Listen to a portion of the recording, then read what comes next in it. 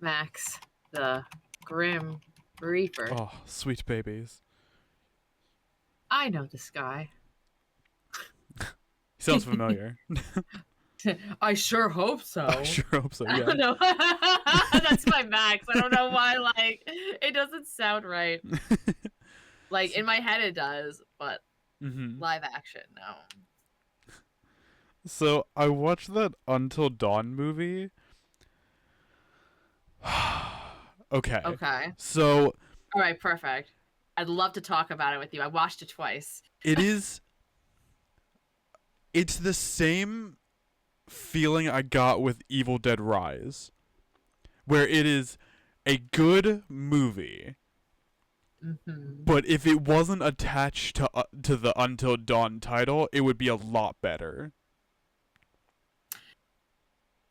Yes, I feel like Evil Dead Rise was a better movie, like in general, even with production and everything. It looks like it was like it felt like a more high budget film.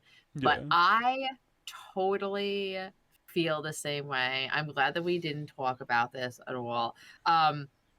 So the the only I didn't hate it.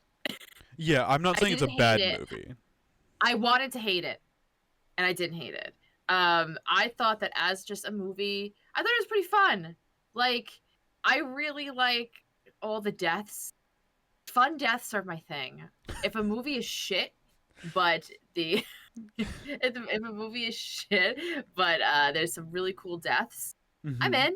And this movie definitely had some cool deaths. It delivered on that.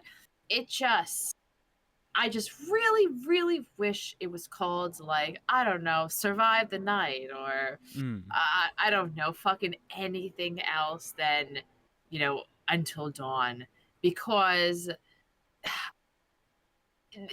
people are not going to, who are not Until Dawn players, and they go to play Until Dawn, are going to be, surprised at how different it is, and I guess vice versa. But overall, I thought that it was an okay movie. I didn't hate it. I liked it. I watched it twice. It's a good background movie too. I really What are you like smiling about that. over there? I like that scene in the bathroom where the guy takes a drink of the water, and then he starts coughing, and then he's like, and it just explodes. I laughed so hard. I Also, laughed spoiler so hard alert. at that too. It was so funny. That was my favorite scene. They're just all in the. Also, like, I don't know, were your horror movie like synopses going off in your head when all of a sudden there's water and everyone's like, "Ah, I'm so parched. Give me that water." And they're all almost like, "That water is bad water. That's Yeah. horror movie water." Yeah. Horror movies don't just give you a water tower for no fucking reason. Yeah, and they're just all fucking, and that he explodes, and it's the funniest goddamn thing. And then everyone just starts exploding. I felt bad for the Asian girl she exploded at the knee. So Yeah. she was like excuse me, I burped, like tortured. And before she died, everyone else just fucking exploded. It was so funny. That was worth it. Yeah. That was worth everything. I also liked, and they showed this in the trailer, which it's not a big part, but I thought it was a cool part, where they're looking at footage of other nights because they don't remember all the nights that they've spent there. Yeah. And the footage is that, like, something's in the girl's face. There's like a giant, like, there's all this cool stuff, which is really cool. I like that. I love, like, creatures. As a person who has played Until Dawn a lot, the only similarities in that movie are the two sisters are two sisters. There's two sisters in the game, but there's two sisters in the movie, and the movie girls kind of look like the sisters in the game, but not really. I'm just, drawing straws or whatever they say. Bibbidi Yeah. Bob.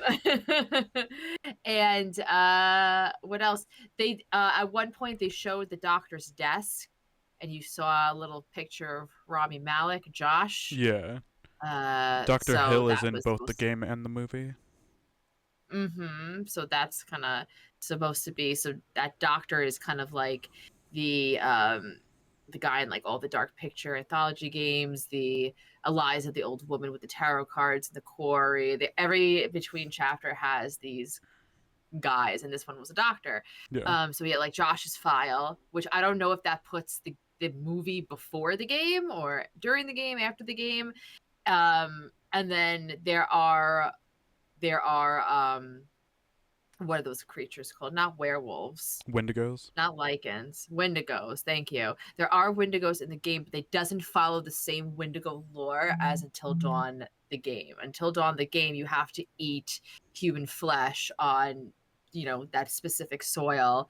And this one, and in this game, he's just having people get killed over and over again and brought back until they eventually turn into these creatures. So that was Yeah. different.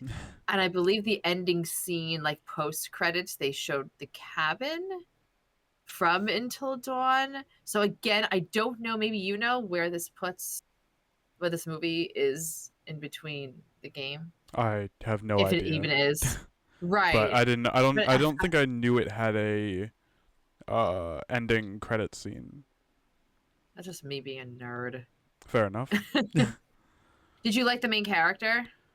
uh Clover? is she the girl from Hellraiser 2022? No. No, but I love her. No. She was fine. But I do like the girl from Right? Hellraiser 2022. Dude, how good was Hellraiser 2022? I loved it a lot more than I thought I would. I went in there with dog shit expectations. Mm-hmm. Like, I was upset it wasn't Doug Bradley. Like, I just every reason for me to hate it. It was so fucking cool. With that being said, every single character in that movie is unlikable. Every single one, which sucks. But like how I said I love characters and deaths and stuff in movies, this was definitely like a monster movie. It had almost like it made me feel like how when you saw those characters in Cabin in the Woods, like it gave me that feeling because all the Cenobites are like new and they're really cool, and like the main one's very like androgynous and like which I think was the intent of the creators, and they explained all the different configurations Mm-hmm. really well and put it into a cool story. And that ending scene was fucking like, what the fuck? Also, I loved there's a part of it, it gives me goosebumps. And it's been a while since I've seen it, but it's the part at the end where the main character, the girl, she's with Pinhead and she has to choose to bring she could like have a wish to bring her brother back, or what was it, it was she chose the lament configuration, which is like the punishment is like she has to live in a world where, what was it, it was something like that, like she has to live with all of her guilt, Mm-hmm. um because she could have chose to bring her brother back, right? And if she Yeah. did that, it would have been like really bad. It was something like that, but there was like music behind it, and it's been a while, but it really gave me the chills, and it put like more depth into the story. It's not just like surface level. Like it gave Hellraiser more depth. It gave life to all of the different boxes. It was just really cool. I fully recommend people watching it. If you don't like the story, watch it for the new Cenobites. They're Yeah. delicious. They are. Can confirm. They uh taste good with frosting. they do. They really do. I always think about the fucking emote with the fucking Cinnabons on its head from the old starting soon screen. Oh, I the last time I had a Cinnabon, I was a teenager, Oh yeah. and I ordered a Cinnabon at the mall. at the mall. The mall. And then I sat down on a stoop to eat it, and a really attractive man sat next to me, and I couldn't start eating it until he left. I was not going to eat, because there's only one way to eat a Cinnabon, and it's filthy. It's mouth first. It's with everything you have. Yeah. It's like biting into an apple. Like, you just pick it up and just raw dog it. Like, you raw dog it. Yeah. You don't make love to a Cinnabon. You fuck it. Yeah. You like, for sure. So I had to wait. I think I did the right thing. Are you okay? Just, you being like, you don't make love to a Cinnabon, you fuck it, it's funny. It's a filthy dessert. It There's is. some desserts you just cannot eat clean. Honeycomb, you eat a sticky, yummy honeycomb. What else? Oh my god, lava cakes. Oh my god.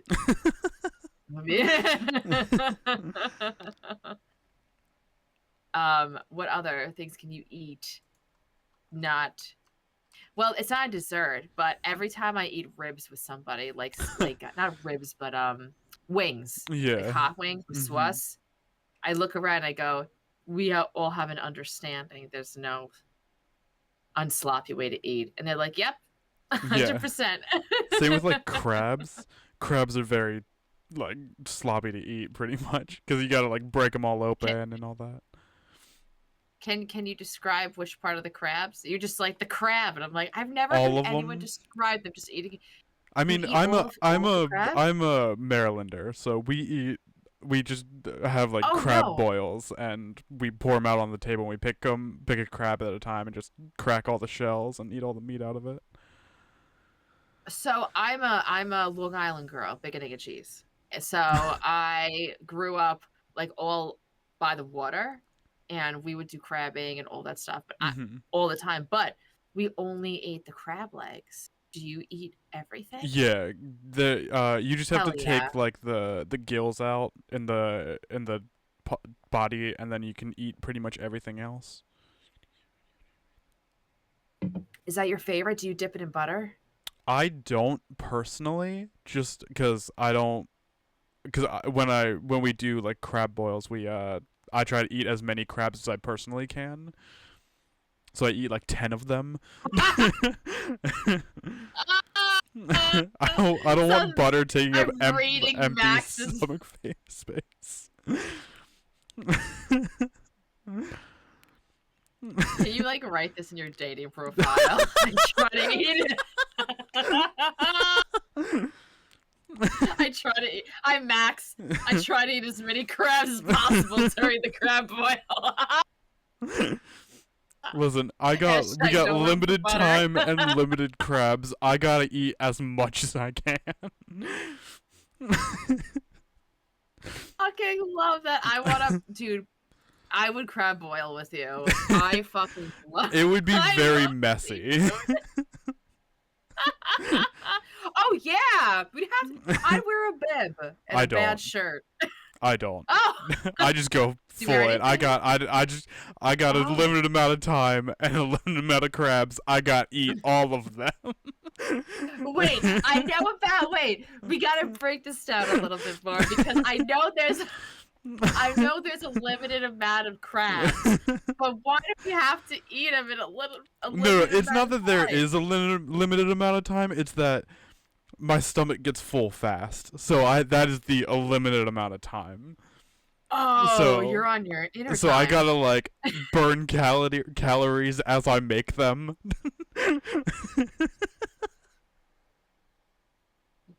Is this your superpower? I would love it to be. If I could just like burn all the calories away that I make, that would be awesome. That would. Oh my god, I want that too. I also now really want crabs. Fucking hungry for her pleasure. I love crabs. They're my favorite food. I didn't know this about you. What about like any other seafood? Oh, I like most seafoods. Lobsters. Oysters are fine, but last time I had one, I like oysters. it was kind of gross. So, Well, the um, consistency is snot. yeah, and that's what I'm not the Yeah. biggest fan of. Yeah. But yeah, most I'm not the seafood. biggest fan of snot. Yeah, it's gross. I don't I even like love it being inside of me. So. yeah, you gotta get it out. When it's in. I love taking an oyster, putting a little bit of like hot sauce, so Tabasco, bop Mhm. bop, and then slurp it right down. Mm. I'm a slurper. I also love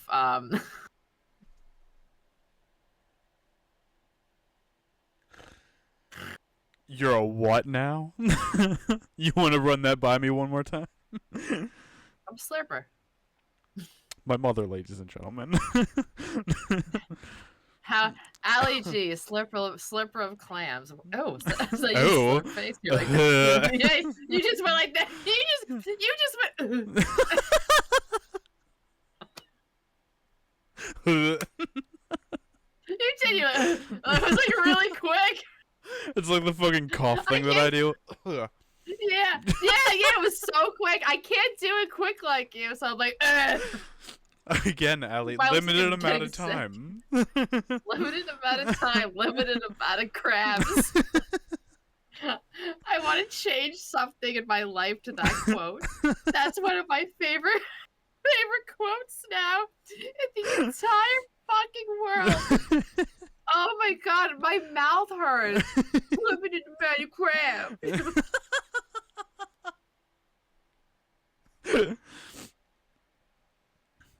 So how many crabs do you eat?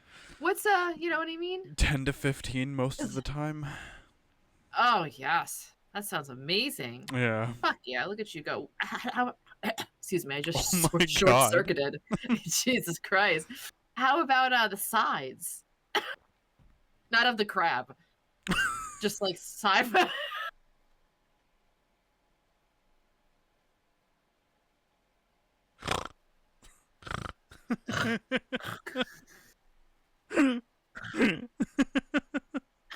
What the fuck? What do you mean, sides? I mean, did you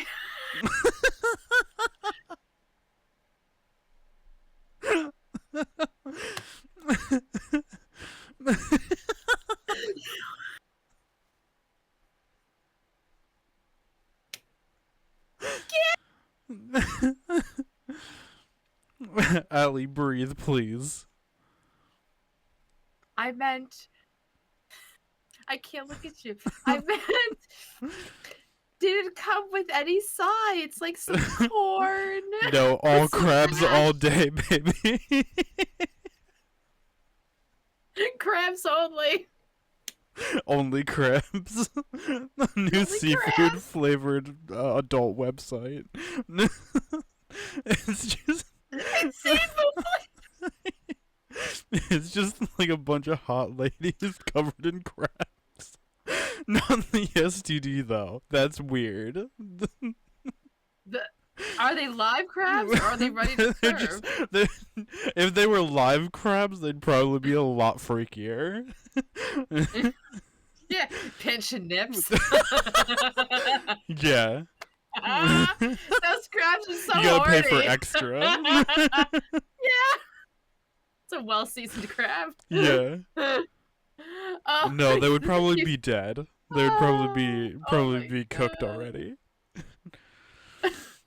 Yeah, and then you kind of, you know how you see in movies or on TV where like a hot lady will lay down covered in sushi, and then people will eat the sushi. Excuse me, off. Definitely not me. I'm not that hot lady. I'm fucking diabolical. It's like that scene in Piranha 3D where the girl is like Oh laying out on God. a table and she has like, I forget how it goes. Isn't it like alcohol on like her stomach and then like a salt thing and then Hmm. like some lime? Hmm. Yeah. Yeah. Don't they put The like the alcohol in her like belly button? They do, and he like licks it all the way there and takes the shot from her Yeah, belly that's button. fucking The belly weird. button is the smelliest part of your body. It is. Like scientifically, I would never do a shot out of anyone's belly button. But here's a What PSA if for it's everyone covered right in now. lint? Oh, what? Then I definitely wouldn't do it. What do you mean? What do No, you no, no, I'm mean? not saying that as like an alternative. I'm saying I definitely wouldn't do it even if it wasn't, you know? It's all Yeah, oh gross. no. I don't even like That's looking at it. disgusting. Like Um, it's not my favorite thing. But for y'all to know, I do have, because I had stomach surgery, I have a fake belly button. So that shit doesn't smell like anything. I So was I gonna have the ask perfect you shot that. belly button. I Yeah. was gonna be Yeah. like, is it rude of me to ask if your belly button stinks?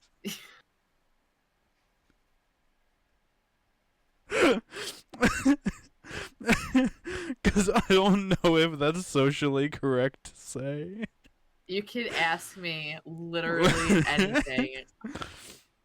Does my belly button stink? No, it never does. But it's me though. I have anxiety. I don't want to be rude or anything.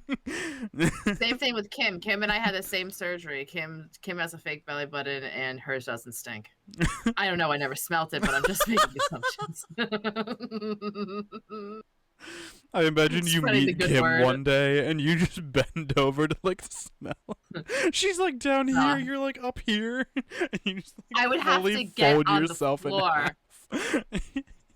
I would have to get on the floor. I'd have to lean. I would still be too tall if I was on my knees. I'd be like, you know, so I'd have to be like, yeah, you gotta go in at an on angle. my forearm, like.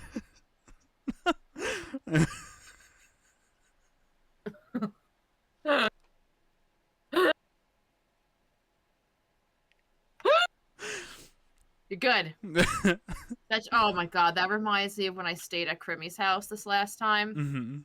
And I stood up, and she's just like, "I smell your pussy," Yeah. and I'm just like, I'm like, I just showered. You definitely just can't smell my pussy.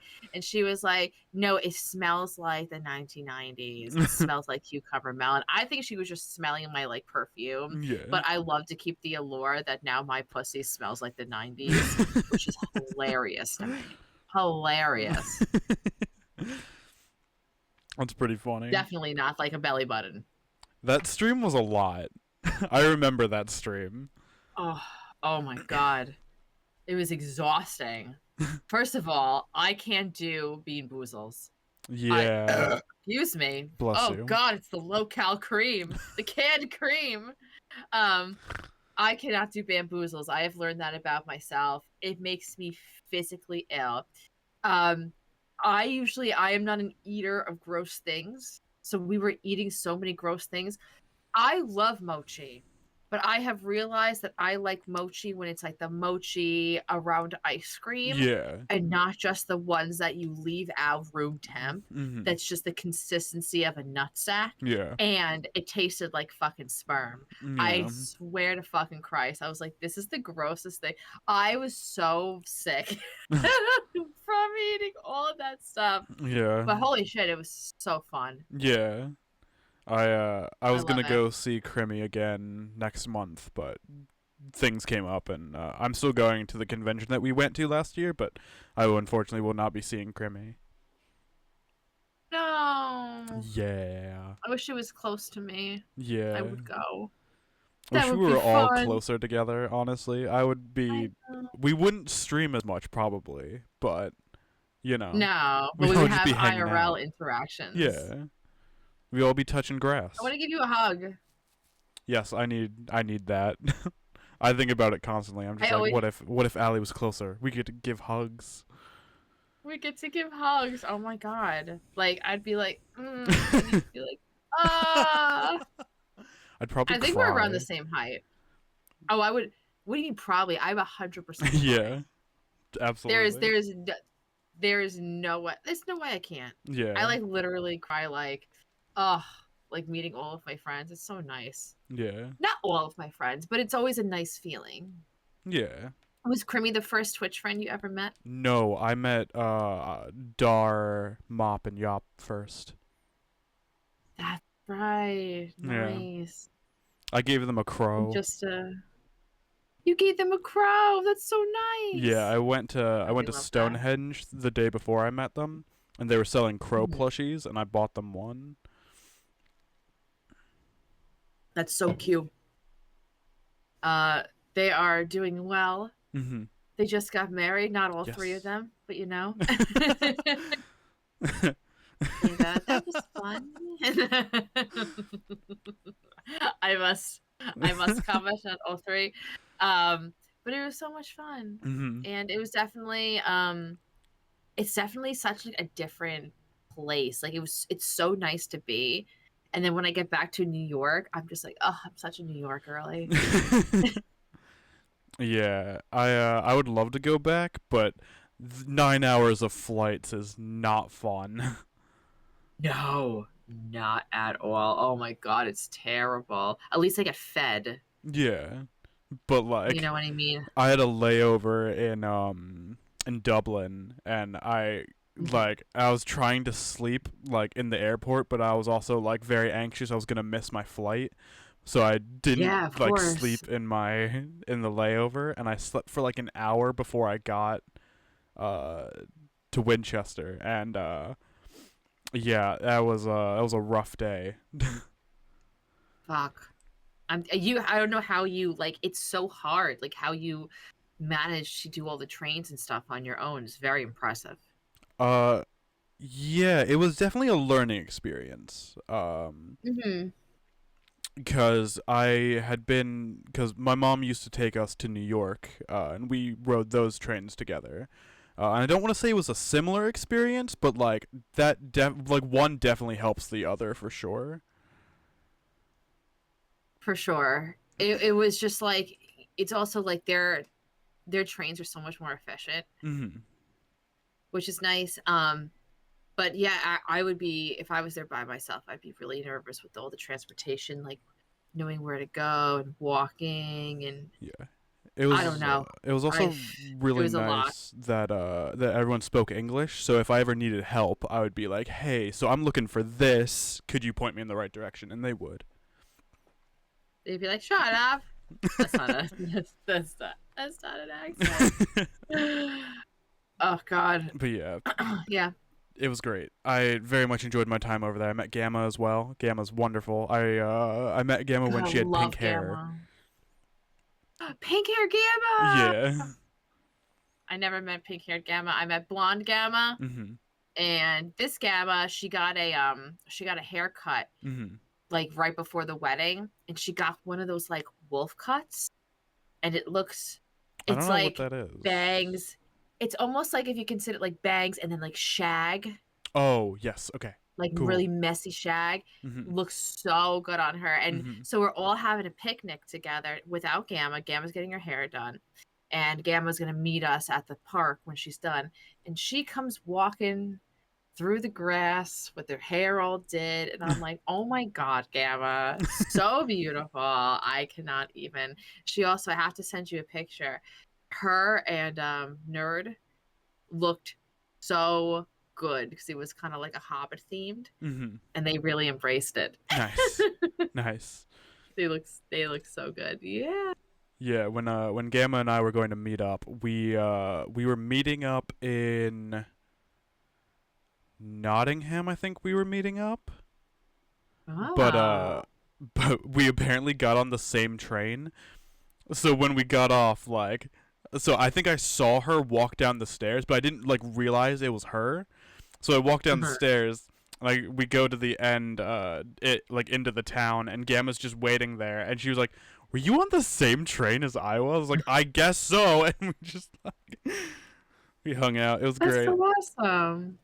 Yeah. She is she is just an absolute delight. Mhm. She's moving to Winchester, so they're all gonna be in the same place now. Oh, that's awesome.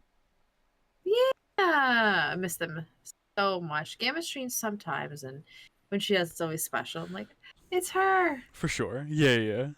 I fucking love it. Ugh. I've also been like, I've been watching. There's so many videos of like new games coming out, and there's like a couple of them that everyone's been sending me links to, and it's two of the same ones. Mm-hmm.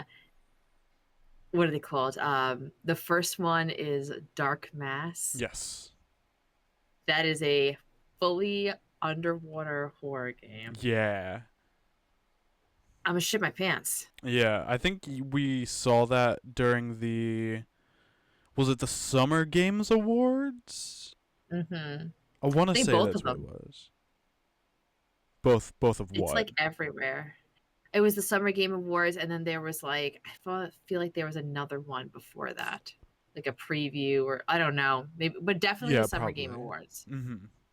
Yeah, cuz That one looks really scary. the Summer Games Awards had Silly Polly Beast, which I played the demo to, and I love that game now. I'm What is so it? excited. It's imagine like Resident Evil, but like instead of it just being like third person, I don't think there's a first person, but it's like one moment it's third person, one moment it's top down, next moment it's a fixed camera angle game. And it's like so good. And you play this like girl who's a mute and I guess she has like a bunch of trauma that she's going through and you're basically playing through her trauma.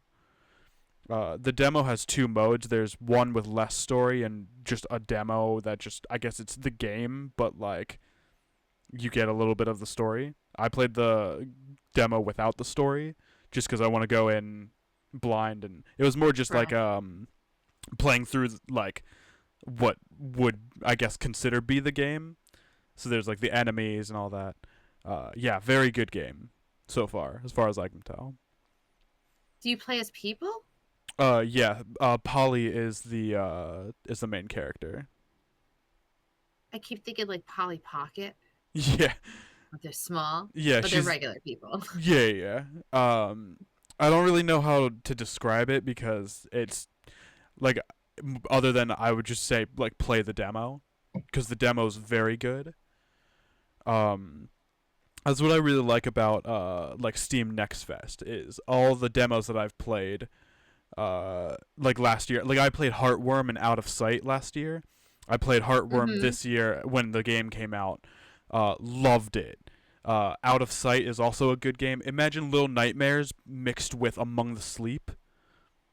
Yes, keep seeing the preview for that, and I keep thinking it's Little Nightmares. Yes, it's a very good game. It is like 3 hours. So, a Not bad. very short, like very good horror game. I like a short game that just like wraps everything up. Even like I know it was more around like 6 hours, but I think that like one of an example of a perfect game is Bramble the Mountain King. Yes, absolutely. You know, that gives me that feel of like it doesn't need another one. It was a good, you know, I don't even think it took 6 hours, but I'm just saying like 6 hour wrap up. It was just so good. It was so rich. I love it so much.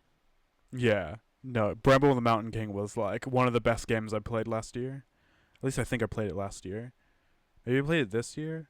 Yeah. I definitely played it at some I think it point. was last year. I think Yeah. it was last year. You played it a bunch of times, didn't you? Yes, because I played it the one time when I think you gifted it to me. Mm-hmm. And then I played it again because I was trying to get a bunch of achievements, I guess. So Was it like a no death one? there's a no death one. Dude, there's a no death one for Alien Isolation. How do you do that? Yeah, Yeah, I wouldn't you know. don't. You You don't. don't. There was a no death one for Heartworm, and I somehow got it.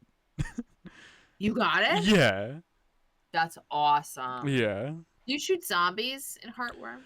So you don't get a gun, you get a camera, and this camera you use to fight these.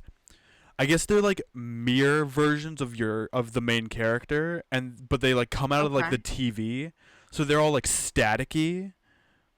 Uh-huh. It's really cool. And there's like a giant spider boss.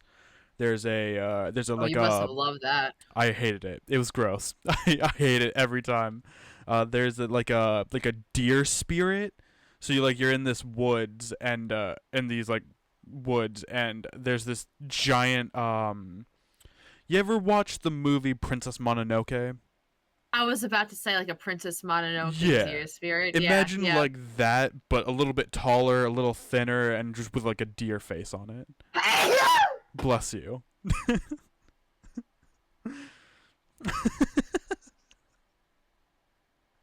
Are you What alright? might happen again? I'm sorry. I was trying to hold it in, but I had to expel evil. I'm so sorry. Princess Mononoke is great. It is. It's one of my favorite animated movies. That one and Ponyo are very good. Did someone get hurt by that sneeze? Someone Ali get sounded hurt like by the that Wilhelm scream. Oh my god. Sorry. Fucking animal. I was trying not to, and I'm like, oh no. It got the best of me. I hate when I sneeze and my throat gets all raw and I'm like, ugh, gross, disgusting. It like starts to hurt. That's how I feel now. I've got raw throat. It's my least favorite. It's my least favorite throat. Raw throat. Oh, gross. Why would you say that? No, not like that. But like right now, you have regular throat. But then when you're sick, you get raw throat. Or if you've got vanilla ice cream in your mouth and you swallow it, you've got creamy throat. It didn't sound right, but it sounded way better in my head. You can get creamy throat in other ways, Allie. I don't know what you're talking about. I am the innocent, beautiful angel. Okay. Yeah, okay. Wow. Innocent is pulling it. So, I mean, listen. You'll be innocent when pigs fly, Allie. How dare you? Pigs are beautiful and they deserve wings. That is not what I'm saying. You're the one that's like pigs. Velcro nipples or whatever. Like No.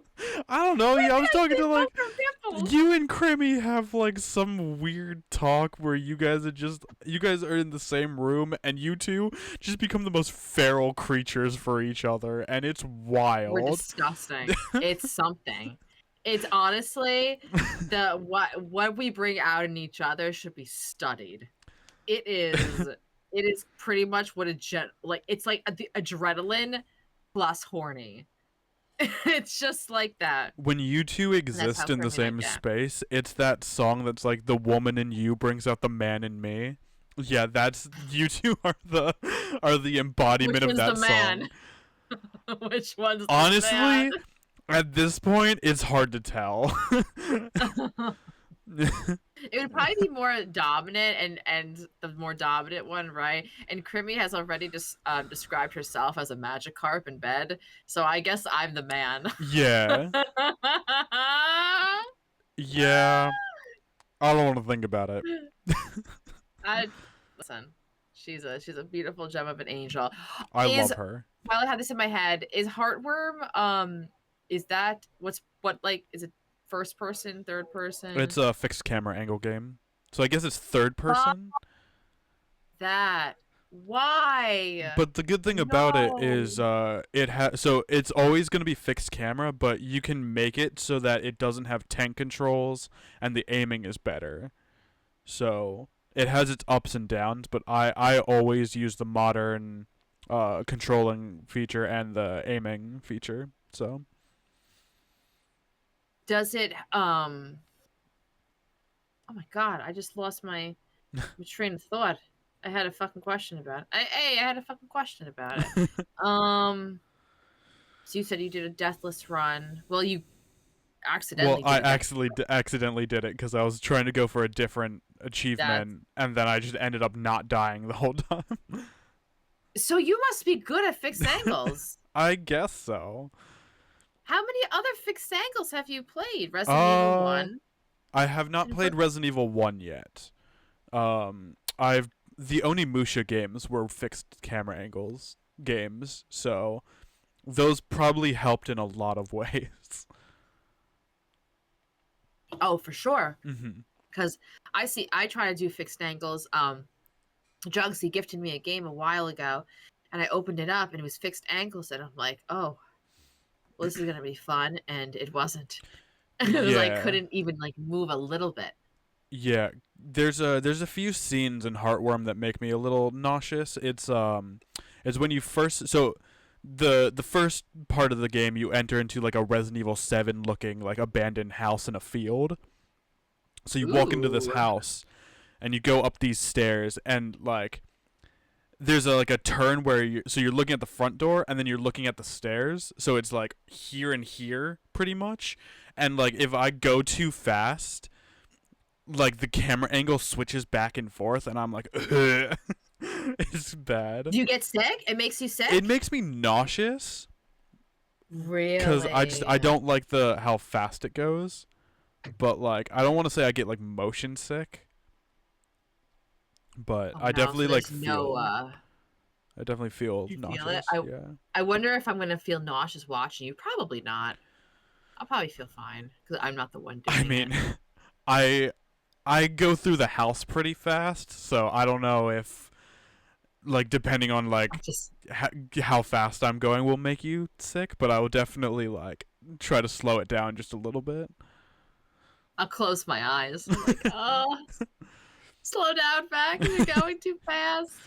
My friend's husband just got a Tesla, and when he got it, he was like, "Oh, come for a ride." So I was in his back seat, and I didn't know that he was gonna do like like acceleration stuff, Mhm. and I was just like, like just like a little bitch in his back seat wanting to throw up. Mhm. I'm so sensitive. I mean, I'm sure a lot of things don't help. No, life doesn't help. Truly. Life is dizzy. It is, yeah. I hate when Life like is just we're just spinning. I hate when I stand up and I get lightheaded. Like I stand up too fast. Cause when I'm Right. excited, I stand up sometimes, and I'm just like yes, and I get lightheaded. I'm like, ugh, I can't do it, Straight. and then I have to sit I back down imagine you're like, again. yes, just Yeah, like falling straight back down. That would be yeah. amazing.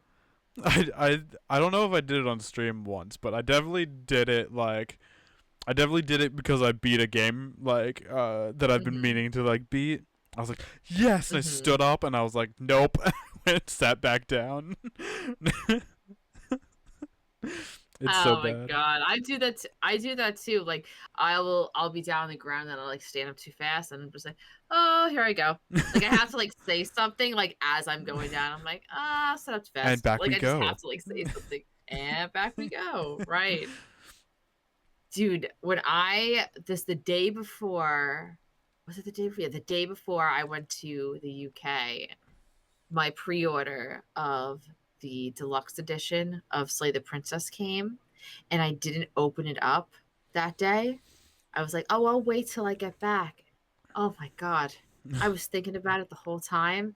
It is I'm going to show it on like my stream tomorrow, but it is like has such cool things. Like probably the best uh worth money deluxe edition I've gotten of a game. I haven't gotten many, Hmm. but this one was really cool. The Shifty statue that I showed you Yeah, was just so neat. All it's the so pretty. faces, the ass eating mound. Yeah. Like it's so good. There's also like really cool like kind of like holographic stickers that come with it. Has this keychain, this mirror that when you like move it around, it's the long quiet, like your reflections in Oh, there. that's cool. It's really neat. I got a code for music, the game Nice. itself. Hmm.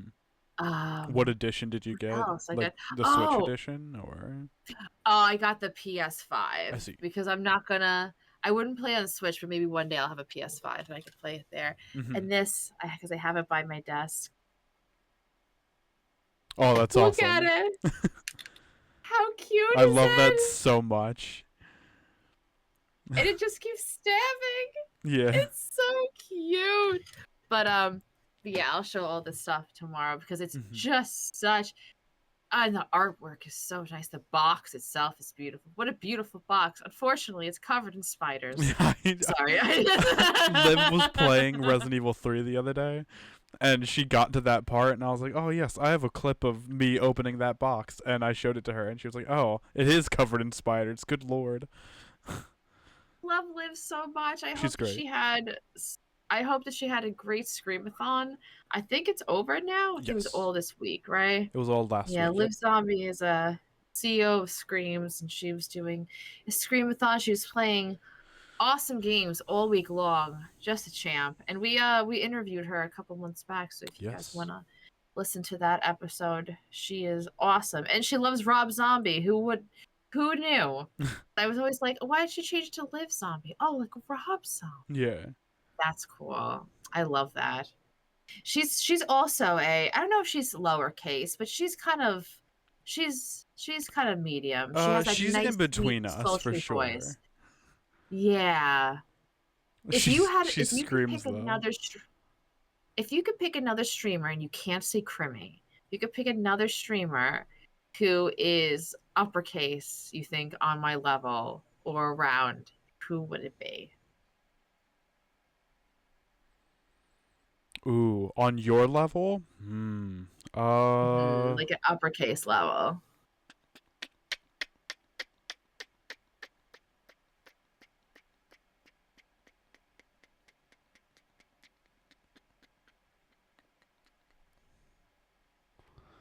That's a good question. I try to think about it too, and I'm not sure either. Hi, friends. Uppercase level, uppercase level. So we say when Max panics, he panics in lowercase. He'll Yeah. just be like, "Oh God, Oh god. oh Oh God, no. Oh here it god. is. Oh no, oh God." And when I panic, I'm like, so I I'm an don't. uppercase. It's So like so. for example, like Kimster is on Max's lowercase level. Yeah. It's like a scale. It's like I'm on one end and you're on the other, and everyone else is just in the middle somewhere. It's so hard. Oh, Oh sassy. yeah, That's a good. That's sassy a would really be good one. Yes. I don't sassy. know what that means either. Sorry, Shred is Radical. also uppercase. That's right. Uh, We should do charity. A charity fucking stream lowercase versus uppercase. yeah. We'll just get on teams. If I ever become partner, I'm going to make a stream team called the lowercase. Lowercase. That's perfect. And then I'll make one called Friend Shaped Friends. Yeah. The lowercase. I love that so much. You guys are Yeah. so cute. Also, before I forget, I do want to talk about something. We've Yes. had something in the works for a very long time, and I'm very proud to announce that we finally have merch. Cute. It's us around the It's campfire. us. Show This that is graphic. That's super cute. And talk about that artist because she did a great job. this is a picture So of the cute. art on a sticker. The website does go live today. I will put it in the. I will put it. I'll link it on like Twitter and stuff. I'll put it on the bottom of the episode as well. My friend AC made that art. I originally commissioned my friend Pink to do it. Unfortunately, Pink had some life struggles coming up, so I asked AC, and AC made this wonderful art, and I am so in love with it. It's so good. I'm so very It excited is for so it. cute. There is stickers, a hoodie, a few hoodies probably, a shirt, a tank top. Yes, as far as I know. Mine is on its way. It is in Whittier, California, and I cannot wait to wear it. I'm so excited. It looks so good. AC did such a good job on the graphic. My Yeah. tattoo arms, it always tickles me whenever Yeah. someone makes me a graphic and they like really try to do like the tattoos. I'm just like, I love that. That little detail just like makes it. And they did such a great job on both of us. We look adorable. Yeah, she asked for a lot of references, and Hmm. for like your tattoos and like a bunch of my band shirts. It's a nondescript band shirt for me, but I can definitely see it being like my motionless in white shirt for sure. Totally. I thought the same thing. Or Yeah, even like Shellboo's, yeah, her her merch always reminds me of Motionless in White yeah. mixed with like something else, like She's just got like like metal. her own like Yes. like style to it for sure. Yes. Shellboo, another CEO of Screams. Lovely, lovely bean. I love her so much. She's probably my favorite partnered streamer. Yeah. Which is, and it's funny because like it's nice that you say that because I know that she only plays Dead by Daylight and you don't like Dead by Daylight. So you really embody the example of like you're watching because of this person and not Yeah, because of the game. So many streamers think that they need to change games to please, the people in chat. And I always tell my friends, it's like not about that. It's about like who you are. And that's like exactly right. Like you're not the biggest fan of DBD, but you go because Shelbu is, awesome and fun and yeah. entertaining. And you really like her. Mm-hmm. So Yeah, in fact, I my love that. one of my very favorite streamers, her name is Roxasaurus, I believe. Yeah. She only plays DBD, and I love hanging out with her. She streams either really late or really early for me, so I don't always have the best chance of seeing Mm. her. But when I do, I love like listening. Rox is Australian, but like she's got like a Hmm. soft tone to her, so I'm Yeah. either like using her to help me wake up or fall asleep. So I'm just like, oh, Mhm. she's so awesome. She's so pretty too. Good lord. I I feel like she's a horror honey. She is. Yes. She is. Okay. Yes, because I have all of them like on my thing like when they go live. Hmm. But like sometimes yeah, like Rocks is I always miss her streams. I don't even think I've been in her stream yet because I'm always missing them. Yeah. I love my Australian Um, friends. Shout out to Pizza Lord. Me Pizza too. Lord is Pizza amazing. Lord. We love Pizza Lord. Yeah. She's the Lord of Pizza. If she's the Lord of Pizza, then what am I? The god of pizza. Oh my God. Yes. Yes. I am above the Lord. I love that so much. I feel like pizza would absolutely like share the pizza like empire with you, you know? I'm the Princess Pizza. That's fucking right. Yes. No spoilers, but awesome things are happening with CEOs too next week, and I'm Yes. really excited. So, if anyone is interested in following the CEOs, we are on Twitter, Blue Sky, and Instagram. Again, lots of fun things happening next week and planned for October. So, really, really excited to, you know, to do all the fun stuff. Mhm. Get to know everyone, you know it's such a a it's been such like a nice feeling these last like I'm gonna say I don't know like six little over like I don't know 6 8 months with CEOs just like even like I know I'm like a moderator so I get to see like behind the scenes stuff but like everybody like just like working together Mhm. to make the stream team just like feel more like home and cozy and all of the inclusion and ramping up social media and it really just like it's brought so many people like closer together like so many collabs like it makes me so happy like so I'll do like Blue Sky and Twitter and I'm not an artist but we have some amazing artists and people who are willing to help out with art, like Sumi and Kristen, and they'll post like, oh, can you post this on this day, this collab, and I'm like, there's so many collabs, and I'm like, that's so nice to see. It's just like, it warms me so much. It just makes me so happy. So anytime, like, I'm really excited for the next couple of months of CEO stuff because it's spooky season. Yeah. So if you are not following CEOs, go do that. We also have a Twitter, not Twitter. We do have Twitter, but we also have a Twitch channel. We don't use it too often, but maybe we will more in the future. But Yeah, that'd yeah, be awesome. super excited for stuff.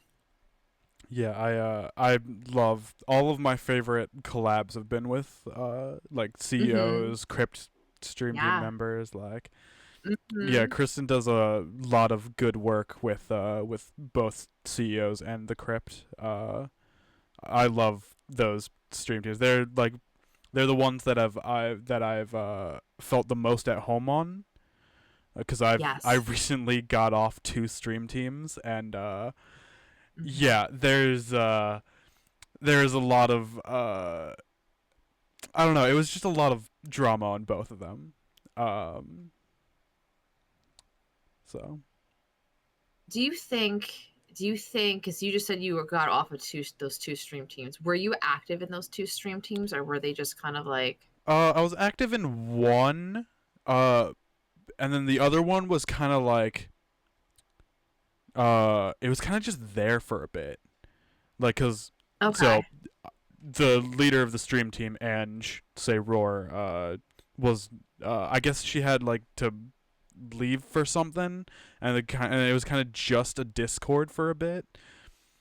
Mm-hmm. So and Yeah. I was like, and then there was some drama and stuff we won't get into, Yeah. but Mm-hmm. I left, and I am very happy with where I am right now on my little corner of the internet at the moment. So What do you think is what makes how do I say this?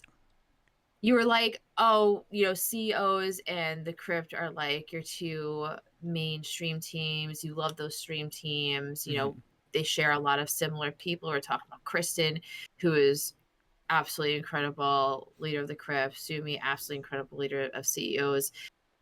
What makes those two stream teams different from the others you've been in? What keeps you on CEOs and in the Crypt?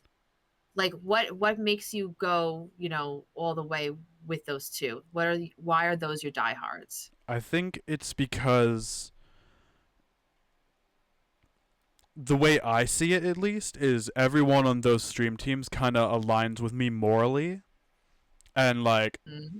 just having people who are just like they're everyone is just like friend shaped friends on both teams, really, in my opinion. Mm-hmm. So like having people like that I feel that I can trust about things, like Rad's always like helping me out, and Space and Susie and Astra and Liv. So like all these people are like we're all just kind of like in this together. We're all just trying to help each other out, Mm-hmm. and I think that's Mm-hmm. what I like the most, because Twitch is not a competition. It is a place. Mm-hmm. It is a place for us all to be friends, really. And when it becomes a competition, it's not really that fun anymore. Because I Mm-hmm. don't want to compare myself to all the other streamers when we're all just trying to have fun and play video games and be funny together. You know. This is this is gonna sound like a dick question, but I don't mean it like it. Mhm. You said like Twitch is not about competition, and when it turns into something like that, it becomes not fun anymore. Mhm.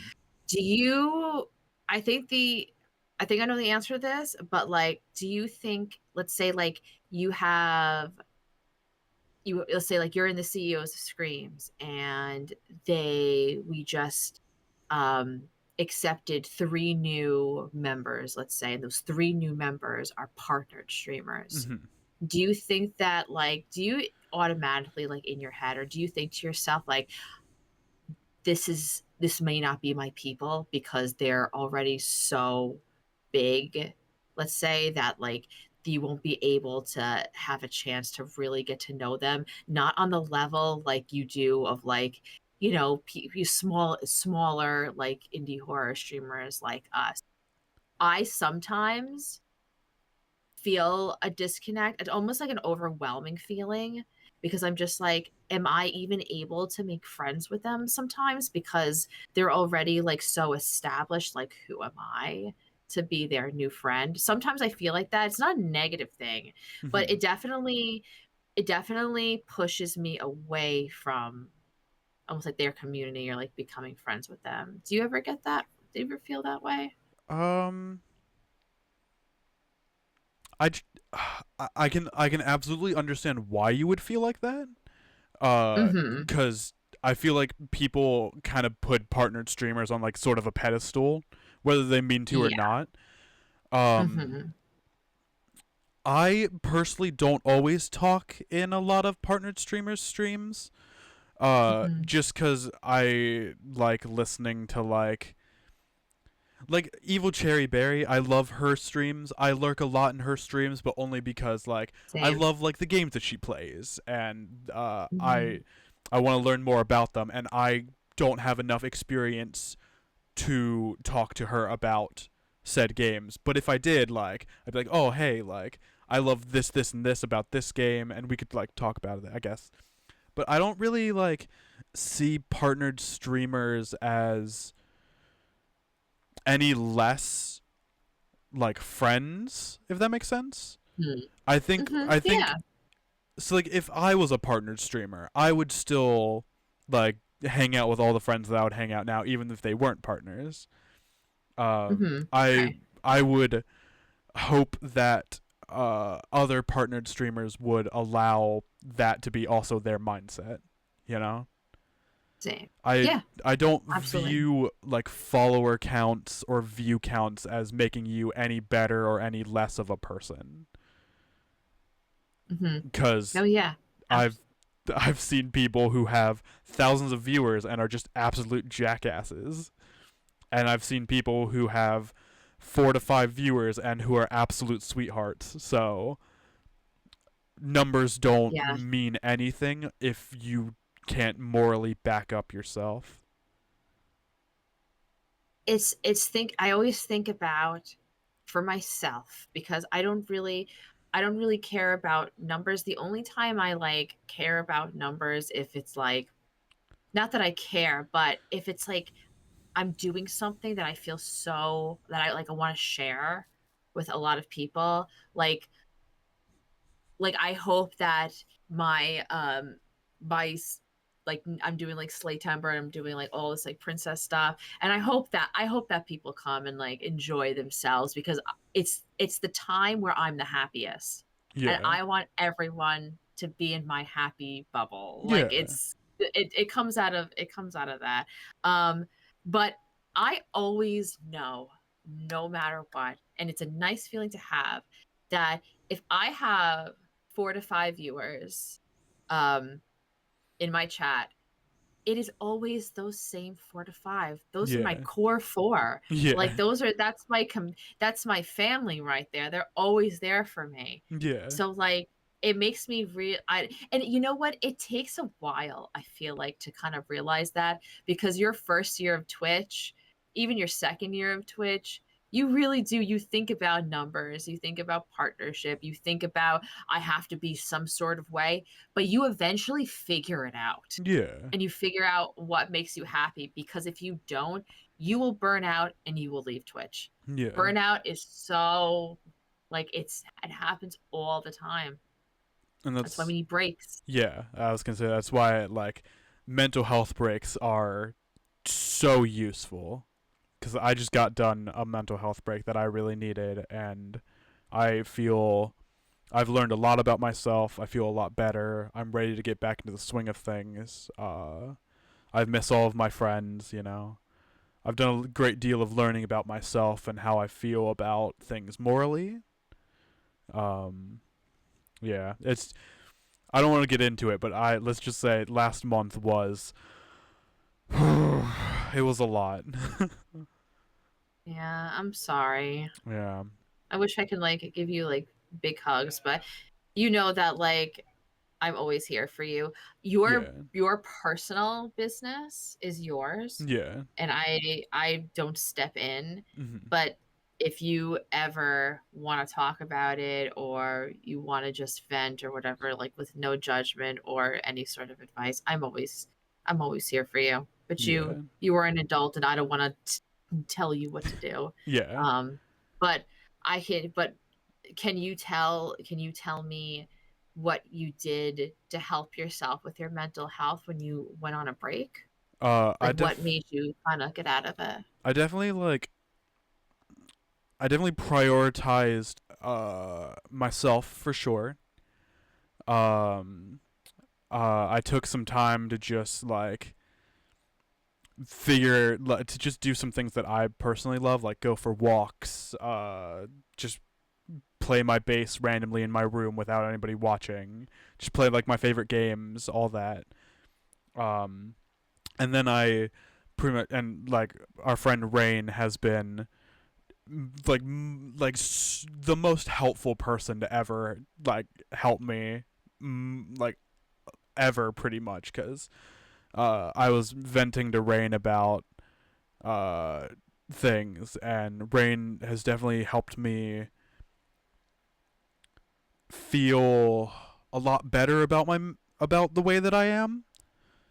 I don't Mhm. necessarily feel I need to change so much as a lot of the things that I feel are valid. It's just for a lot of the time people have made me feel that I wasn't valid in my thinking.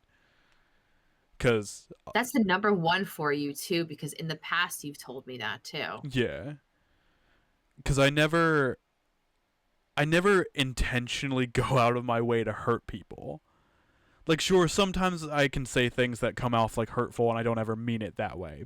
But that's just because I have social anxiety and I can't always talk to people correctly. Hmm. So, and that's why I apologize a lot. Uh, I'm constantly just overthinking all that. But it is just like, I will never, unless like I feel hurt about something, I will never hurt you back intentionally. Yeah. But that is also the thing. Like, if you hurt me, it's fuck you for life after that. Like, and it takes a lot for me to feel hurt about things. It's not just one instance; it's multiple, and most of the time they build up. So I'm like that too. I kind of like I'm a fuck you for life person, but I feel like I realized that I'm like not like fuck you for life, but I'm fuck you for a long time yeah, because I I can forgive you. Like I'm not going to be nasty to my old boyfriend, yeah, who I dated when I was 19, whatever. That's totally fine. yeah, But I put in, like you, I put in 100% of me. I put that into relationships. I put that into friendships. mm-hmm. I put that into, the 3 hours on, Monday and Tuesday and excuse me, Monday, Thursday, and Friday that I stream. I so when I get not 100% back from the person that I thought was supposed to give me 100% back, whether it's a lover or a friend, it's hurtful and it yeah, really smacks you in the face. And yeah, I feel like that's the same for you too. Like you put in a lot. It's almost like so much that is exhausting. mm-hmm. And then something happens where it doesn't even need to be like the end of the world thing, but it's just enough to trigger something in you that's just like, wait a minute, this is actually not okay. And yeah, then it's like a tidal wave hits you. yeah. And and it's I know I need to figure out a way to process my emotions a little bit better sometimes, because sometimes I just shut the world down and just act like I don't exist. But as long as I get some time to process, I can talk to people about my problems. It's when I don't get the time to process that I'm just like, yeah, you don't care about me. I'm leaving. So I always, there's some days, and this is super like not super personal, but I'm sure that many people feel this way. But there are some days where I don't know what's going on with me emotionally, maybe hormonally, that I just feel like I want to die. yeah, And like I start crying and I go like I understand why people like do this because I feel right now that I have the capacity to just end it. That's how bad my depression is at this moment. And it's always a moment. But the only way for me to get past this moment, nothing will help me. Food, love, nothing will help me. The hmm, only thing that does is for me to go to sleep and wake up and it's another day. yeah, I don't know. Once in a while, I get this way, and it sucks. And I recognize it when it's happening. I recognize that this is just the temporary sadness that I'm my once every 3 months sadness that I'm going through. hmm, But it's the only. But I can't at that moment while I'm going through it. I can't act out like that. That wouldn't be good. So it's kind of like the same thing of like you're getting your feelings hurt or like similar like you getting your feelings hurt or something happening and you not getting that time to process and you just lashing out and making the first, rash decision that comes to your head. We need that time. I need to sleep and wake up the next day for me to be okay. You need time to process what just happened and your feelings and go through in your head like how you're going to handle it, yeah, you know, before you just talk out term, yeah. Uh, right? yeah, for sure. Yeah, my last partner made me so scared to talk to her that I just couldn't process my emotions for 3 days, and I just didn't want anything to do with it. Honestly, that's how bad it got because she just kind of blindsided me one day. Like we were playing Outlast Uh, Trials, and she just straight up was like, "Yeah, Max gaslights me," and I was like, "Okay." So I kind of went quiet, and did you know what that meant? see, I didn't at the time. And then when I stopped playing with her, I kind of like did some research and like I watched a few videos and all that. And uh I talked to her about it and she was like, "Yeah, I shouldn't have said this. Uh I'm sorry." And like she apologized for it fully. But my mind took that as if it's that easy for you to lie about me on the internet, your partner, what else are you going to say about me? Like, imagine I went and saw her, right? She doesn't talk to her friends for a week after I see her, and she comes on stream. She could just as easily been like, "Yeah, Max beats me," and I would have no proof that I didn't. Mhm. So it's like that's just how I feel about it. That wasn't like the one thing that made me. There was a longer process to it, but like that one thing was the breaking point, and I was like, if it's that easy to lie about your partner on stream, what else are you going to say about me? What else are you going to how much worse are you going to make me look, you know? Mhm.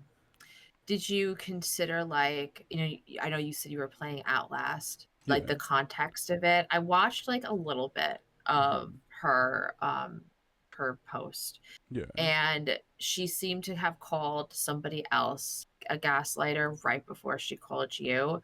So she was just like, "Oh, whoever gaslights me," and he's just like, "Oh no, no, no," and then she's like, "Yeah, Max gaslights me." Mhm. Did you at all take that as like, oh, she's just like on like this? She called him also like a gaslighter, like it's just like a joking thing, or did that really like that must have like had no joking intention for you?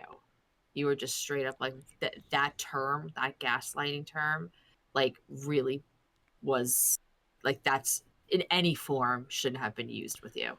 Yeah, I'm kind of not really about making a like because gaslighting is an emotional form of abuse. I'm not really about making Mhm. abuse jokes to whether it's my friend or whatever. Like, Gotcha. and I think it's Mhm. also like I watched the video. She covers it up by saying, "Oh, I gaslight my friends all the time, and I just don't want that around Yeah. my personal space." You know, Gotcha. So there was just there was no joking with that. it That was was just like, why would you make a joke about something about emotional abuse, yeah, it was essentially? honestly. So I was overthinking a lot. The video honestly validated why I left. Okay. Okay. That's good though. Like it's good to like have like you were like cuz maybe you doubted yourself for like a minute, right? You're just like, is Yeah, this like as big of a deal? But then you watch the video and you're like, oh yeah, it is. Like this is a big deal for me. yeah. Um, I think it was also just like I was not gonna say anything about it. I would have just been like, yeah, I'm single again, and then that's it. Because ultimately, it's none of the internet's business. And I'm sorry I just went on that rant, but it's been two you weeks, and needed I've it. needed to You've get a needed it. waste This off is my get a fucking brick off my chest, as far as I'm concerned. scary for his therapy. No, But yeah, no, you need this, and it's nice that you feel, like, good and comfortable that you can talk about it, like, here, like, on the podcast because it just shows, like, how comfortable you are here and with all of our friends, and you're go this is tough. This is a tough, like, situation, yeah, and, like, I feel so bad because I really love seeing you happy. yeah, And it sucks seeing you so happy and seeing you not so happy. And I just want, I just want you to be okay, you yeah. know? I was I don't want you to be I hurt. was very scared for like 3 days that everyone was gonna hate me because of that video. And then like Kristen texted me one day. It was like, "Hey." So I saw the video. Not a fan, and I was like, "Thank God." And then like Susie texted me, Space texted me, and I was Mm. like, "I really hope no one hates me after that, because I I don't know. I was also like I was hoping you wouldn't hate me because like apparently she had also texted First you, yeah, and I was she like, texted me while I was on while I was on vacation, yeah, and, she was like, "I don't know where Max is," stuff like that, and I'm just like, "Listen, like, I'm not going to, like, bug him about it. Like, you know what I mean? You're an yeah, adult. Like, if you like I had said to you, if you wanna talk to me about it, like, that's absolutely fine, but the yeah, last thing that you probably want is anybody up in your business, no matter who it is. But, yeah, at the end of the day, like, I would never hate you. Also, I would tell you the truth in any situation, yeah, and I'll tell you that I didn't see the video until, you told me that there was one, and I watched a bit of it, and you don't look bad in it. It doesn't make you look bad. It just shows what happened. It doesn't make you look bad, though. mhm, Like, it's just that type of humor is not for you and yeah, makes you feel uncomfortable, and you shouldn't do anything that makes you feel uncomfortable mhm, ever. Like, unless you have to, like adult things, like yeah, working, like, yeah, I'm uncomfortable working, or like, what I mean, like surviving, but like don't let anybody fuck with you. Like emotionally too. yeah, Like no.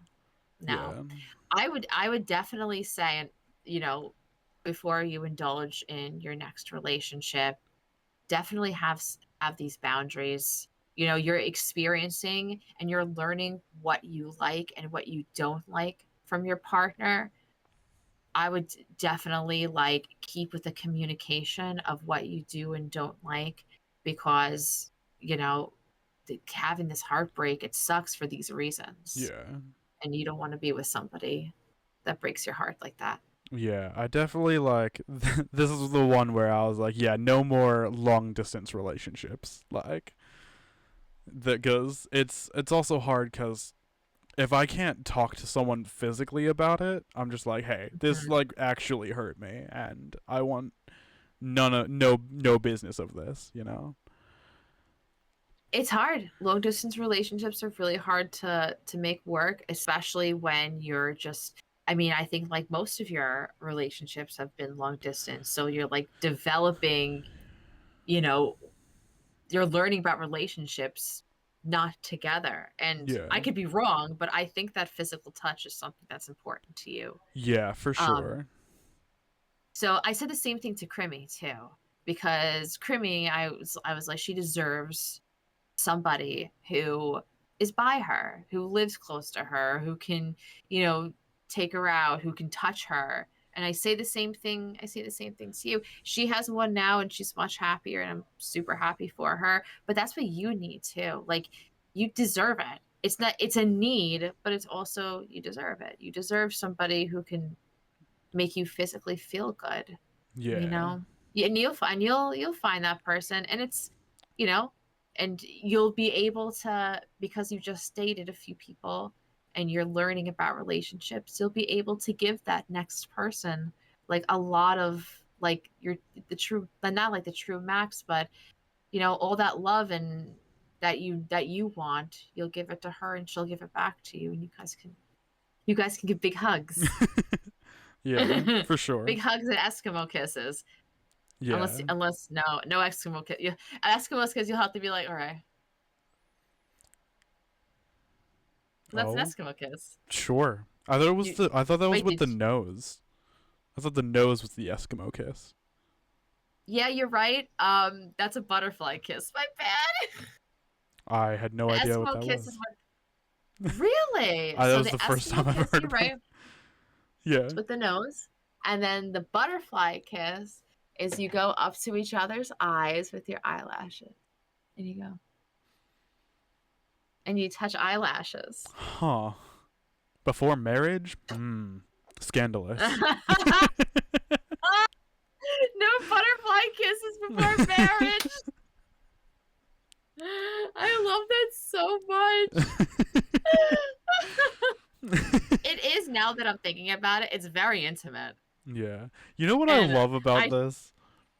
tell Sorry, me. I don't mean to No, interrupt, please but I think it's funny. continue. I've learned so much about so many things on this podcast.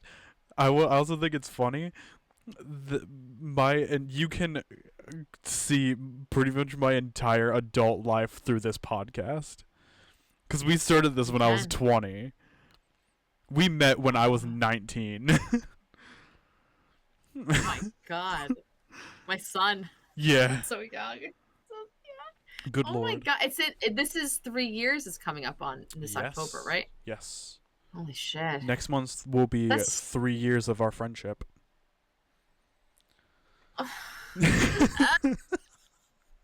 so cute. I love it. It makes me so happy and warm. It's been so nice being your best friend, and I love you. Yeah, same to you. Oh my gosh, that's so fucking nice. And yeah, really, truly, we have watched you. We've watched you grow up, Yeah. and you've grown. You, when I met you, you were so shy. You were super shy. You were just Skelly, the warden of horny jail, but super not horny.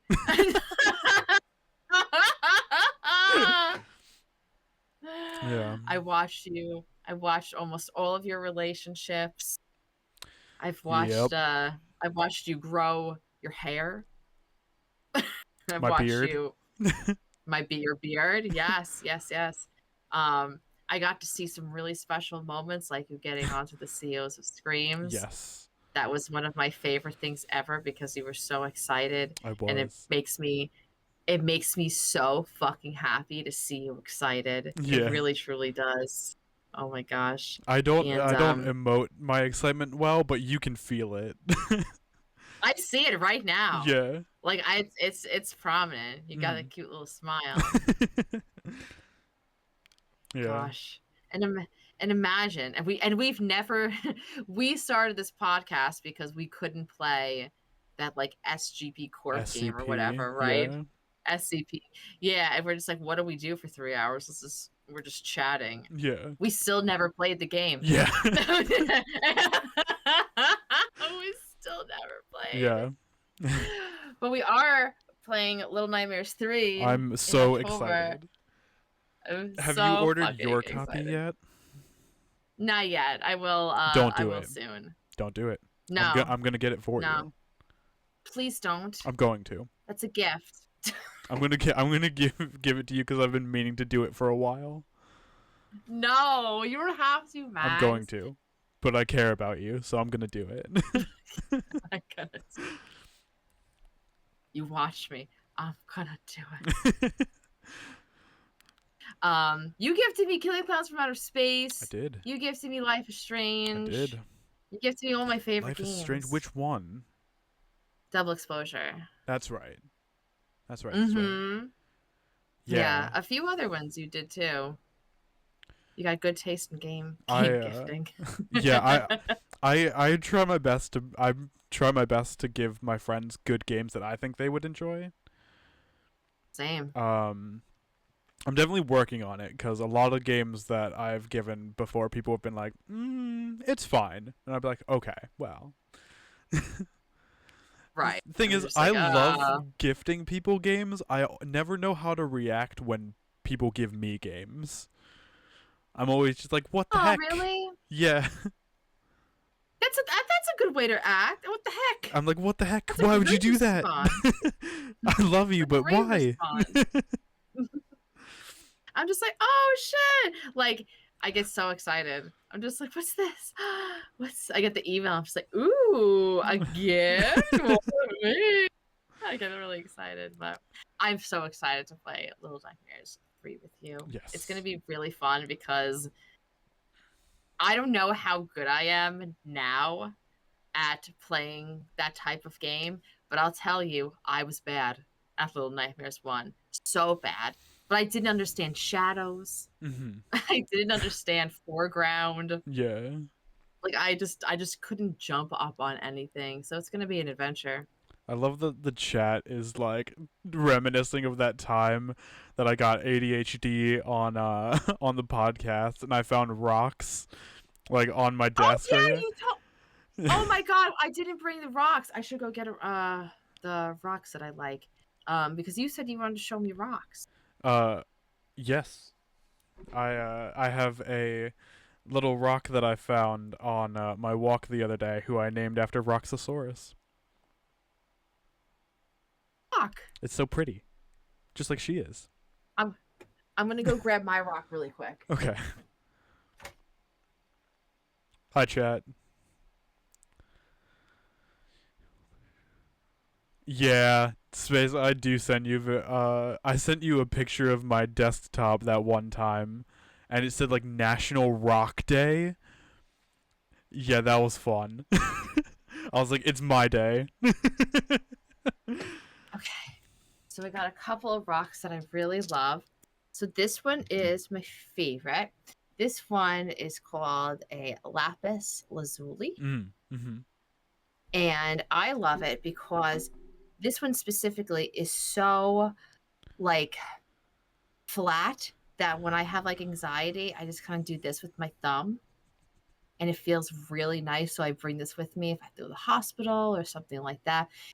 Also, a fun fact, I love Dragon Ball Z, and Lapis and Lazuli were the original names for androids 17 and 18. Nice. So has a little that meaning. I got this one on my last trip to England, and this is like, I think like a big ass moonstone. Ooh. Mm-hmm. I love that. And I loved it. I loved it so much. And Dar, our friend, Darliar, gifted me this like moonstone that's moon. badass. So I put it together and I have it like this on my desk. Nice. So those are my favorite rocks. Yeah. I did a Twitter quote one time of rocks streaming and I was like, you guys know about my love for rocks. How about my love for rocks? And I was like, they're live. and people thought it was funny. That is hilarious. You know about my love for rocks. Wait till you hear about my love for rocks. That should be your updated Twitch bio.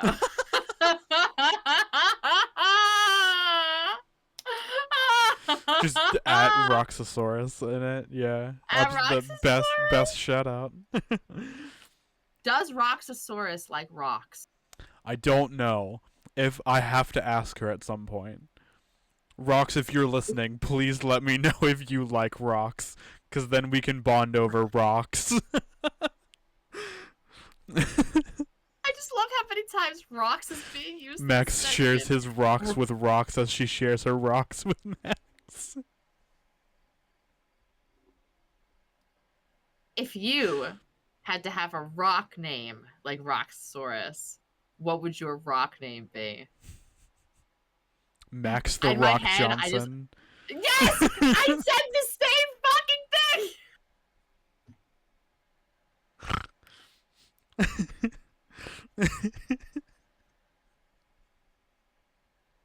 Max the Rock Johnson. That's exactly what I thought in my head. That's exactly what I said. I love it. Yeah. What do you think The Rock's favorite rock is? I think it's Boulder. I think that he would be like, I don't like rocks. I only like boulders. I think it's a salt rock, because that way you can smell what the rock is cooking.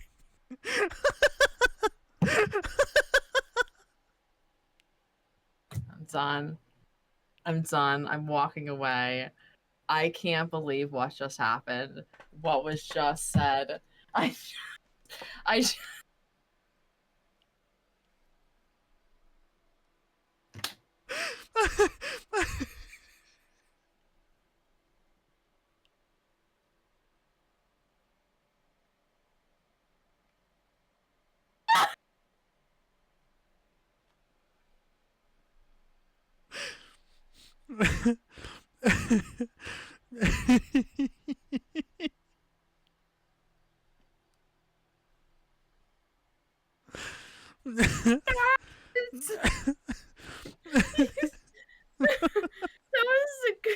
that was the greatest quote of all time.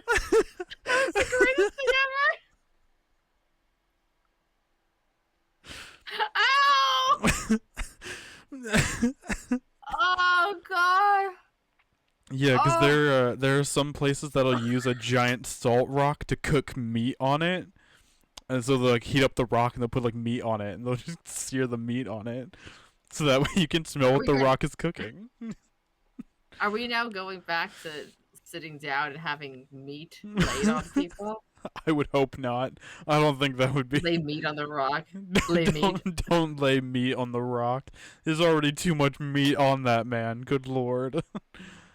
Good lord, it's so much meat.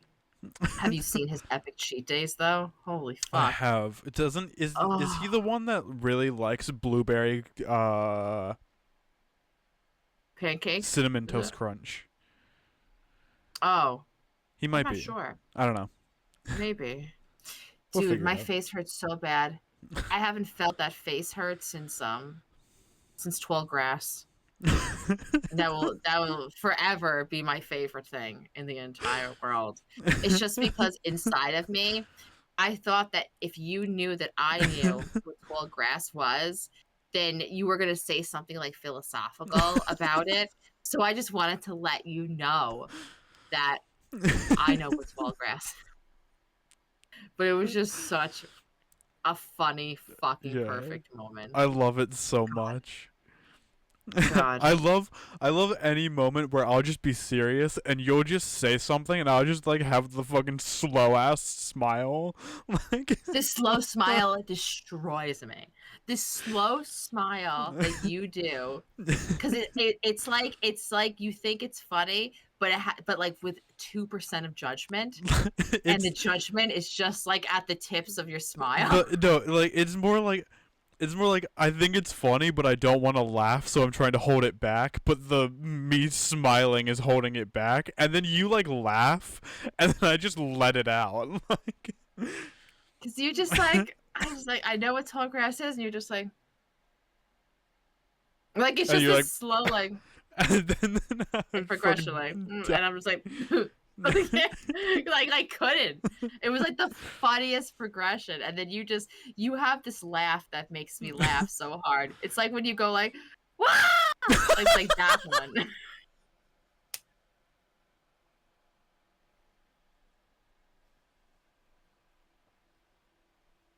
Uh,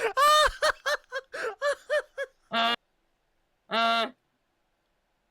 I don't know that I've ever Is laughed that like that. Good lord. But When have that was the when impression I have was I trying to ever do. had when have I ever gone ah and then just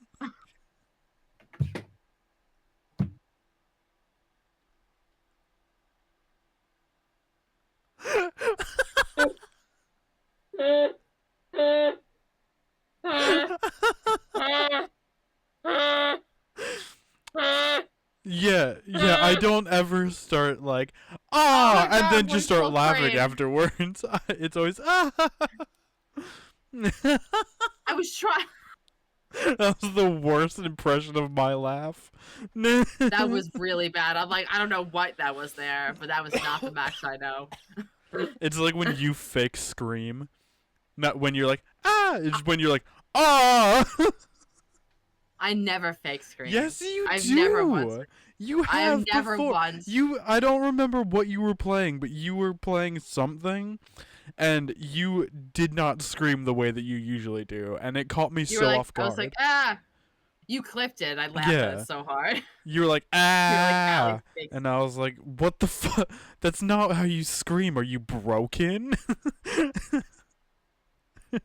I like when you tell me that you speak better pizza than I do. That when? makes me laugh super When? hard. You were like, it was a while ago, but sometimes I'll say words wrong, and then you'll be like, because you're like my inner monologue is pizza, Yeah. and you're like, I speak better pizza than you do, and it makes me laugh. I love that time Ugh. you and I were playing Demonologist, and I was like, Mhm. "Do you want to play ball with me?" And the fucking kid was like, "Yeah," and just rolled the ball down the hallway. Very rude. Very rude, yeah. Very rude. See, that kid just did not like me at all. Do you want to play ball with me? I have that clip saved too because Mhm. I think it's so funny. It's so good. Just didn't like. It didn't like me. Well, can you say it? Normal. I don't like fuck you. Fucking power Fuck being you. like, "Can you say it like an American?" Like it, like a real American. No, Do you power's want to play great. ball I with love me? power. I miss Me Power. I miss too. him so much. Yeah. He's just so busy all the time. Yeah. I miss him. I talk to him often. We haven't been able to play games in a while Mhm. because of his job. But it was really nice. Like my second year of streaming is when we met, and I was just like I was very insecure playing games in general, but especially ones that had like puzzles like Resident Evil and stuff like that. And he would like get games for us to because he had like nothing going on for like 9 months. He would get games for us to play that were like strictly puzzle games, like kind of like breakout, like escape room kind of stuff. I see. And we would do them together, like off stream, and it was like the most fun, like Mhm. ever. It was super, super fun. And I miss that. And I'm always like puzzles. Like we played the demo for that game Dark Hours when it came out. It was like you're robbers. It's kind of like Boo Men on crack Sure. without the Boo Men. Sure. Um, and we played the demo for that, and then when it came out with the full release, I was like, "It's the game. Let's play together." We still haven't gotten to, but all those fun times are up in my head always. Mhm. I think you and I But should yeah, play no, Split Fiction before we play Little Nightmares 3. I think that should yeah. be the next game that we complete. Is it a long game? It's pretty long. I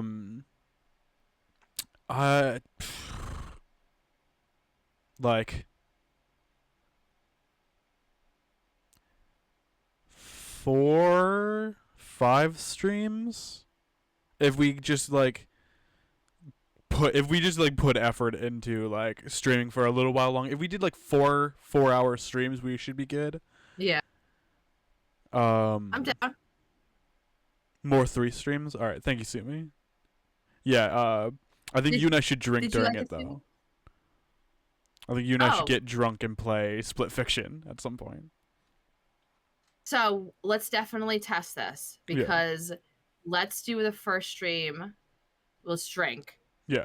If I end up getting motion sick, Yeah. though, Oh, yeah, yeah. You're right? right. Then our next stream, I won't drink, but I'll Mhm. take my Dramamine because I can't drink with it. For sure. But I'm definitely down for a drunken Split Fiction night. Yeah. Let's put something in the books, and that would be so fun. For sure. Yes. And I own the full game, so all you need to do is Mhm. download the Friends Pass.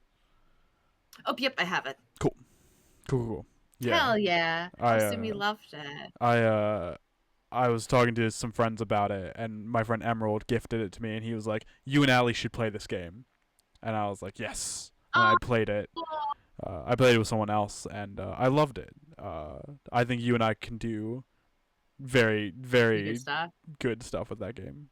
It's I'm kind of really like excited. half fantasy, half like dystopian future. It's very good. Yeah. If you want, we could start next Friday. Yes. Well, absolutely. Fuck yeah. Because now I'm all excited. I'm like, I'm getting all like hot and tingly. Like for the excited way, not this like sexual way. I'm sorry that Yeah. sounded like that. I'm like the temperature. I'm like, I'm actually getting really warm with excitement. Yeah. I love like I love playing multiplayer games with you because I feel like you and I are both. If you and I both fuck up during a game, it's like nothing for us. Like we'll figure it out. You know, I hate when like I'm playing a game with someone and they're taking it a little too seriously. Mm-hmm. It's like we're just trying to have fun. Like let's just fuck around and find out. I can't play games with those people. Yeah, I can't play games with people like that Yeah. because I'm not good at games in general, and I'm just there to have fun. You have to go into it being like, there has to be a winner and a loser. So why are you getting upset that you're losing? I don't know if I ever told you this story, Max. A fun IRL story. I really like Mortal Kombat, and I'm pretty good at it.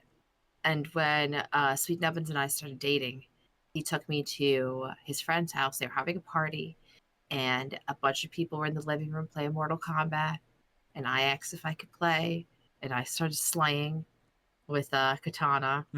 And there's this one guy who was getting so angry because he was losing. Yeah. So I'm playing, and he looks over at me and he starts yelling, going, "She's a button masher. She's not even doing real moves." At that point, Max, I am so angry because all I've been getting is toxic mail for the last like half an hour. I stand up and I go, "Suck my dick. Those are real moves." Hell yeah. So then every time I would go over that person's house, that was a guess. I never saw him again. But when I would go over that friend's house, they'd always be like, "You guys want to play games?" And they'd be like, "Suck my dick. Those are real moves." And like they would like, because they just thought I was really funny. Yeah. But yeah, I can't, like, I have to play for fun. Yeah. And like, if you don't want to play for fun, then don't play with me. Yeah. That's why I don't like games that like DBD or Overwatch and those kind of things, because people are sweaty and bitches. So people are sweaty and vicious. What do you think about Outlast Trials? I love Outlast Trials. I would love to play it more, honestly. Me too. I enjoy it. It gives me satisfaction. I want to play it by myself so I can like get better at it. I realized recently I'm actually really good at Outlast Trials, so I'm a lot better. I should say I am a lot better than I thought I was before. because I've played Mhm. a good bit of the game. I know a few levels. I would love to just get more time in the levels. Um, yeah, I love Outlast Trials. I think it's one of the greatest multiplayer games to ever exist. Although I do get very anxious playing that game, so I can only play it for a little while. Same. I get very anxious. I agree with everything you said. I think it is such a good multiplayer game. It is, as far as like a spin-off goes, right? Outlast is probably, and I'll die on this, Outlast is probably the scariest game that's ever been made. At least one of them. You know, it is just, and for the time it was made too, like it is just so unbelievably scary. And they took the essence, the scariness of it, and they made Outlast Trials, and they keep updating it, just like how DBD gets all those IPs. Like Outlast Trials isn't getting IPs, but they're constantly making new maps, and they're good. Like, Yeah. and it's kind of following some sort of like lore too. It's Yeah. fantastic. Outlast And Trials is but like the prequel to Outlast. and like you said, it makes you have anxiety. I get really bad anxiety about after the fourth trial. I'm like I have to like breathe. Yeah. Like I might make it four trials, and then I'm like, all right, that's enough for me, because those four trials could essentially be like 4 hours. Yeah. Like that's a lot of work. It's not a breezy thing.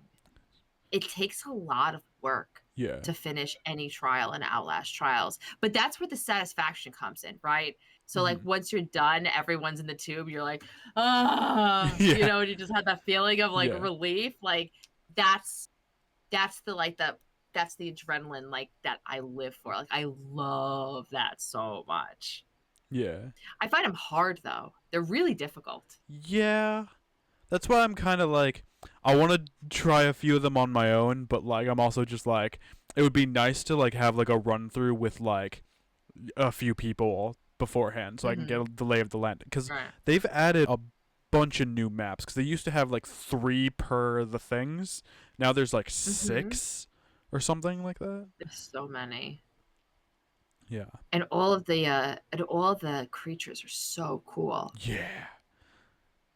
They're Um, amazing. the guy with the tooth gun is Mm-hmm.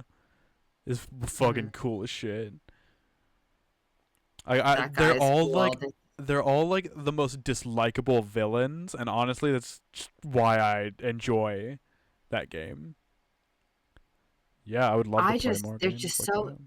they're so scary. Yeah, It's scary, it's challenging. It really like it's very immersive too, very immersive feeling. Um and it is a group effort, and I don't know, it's something. I'm so sick of ASIMs.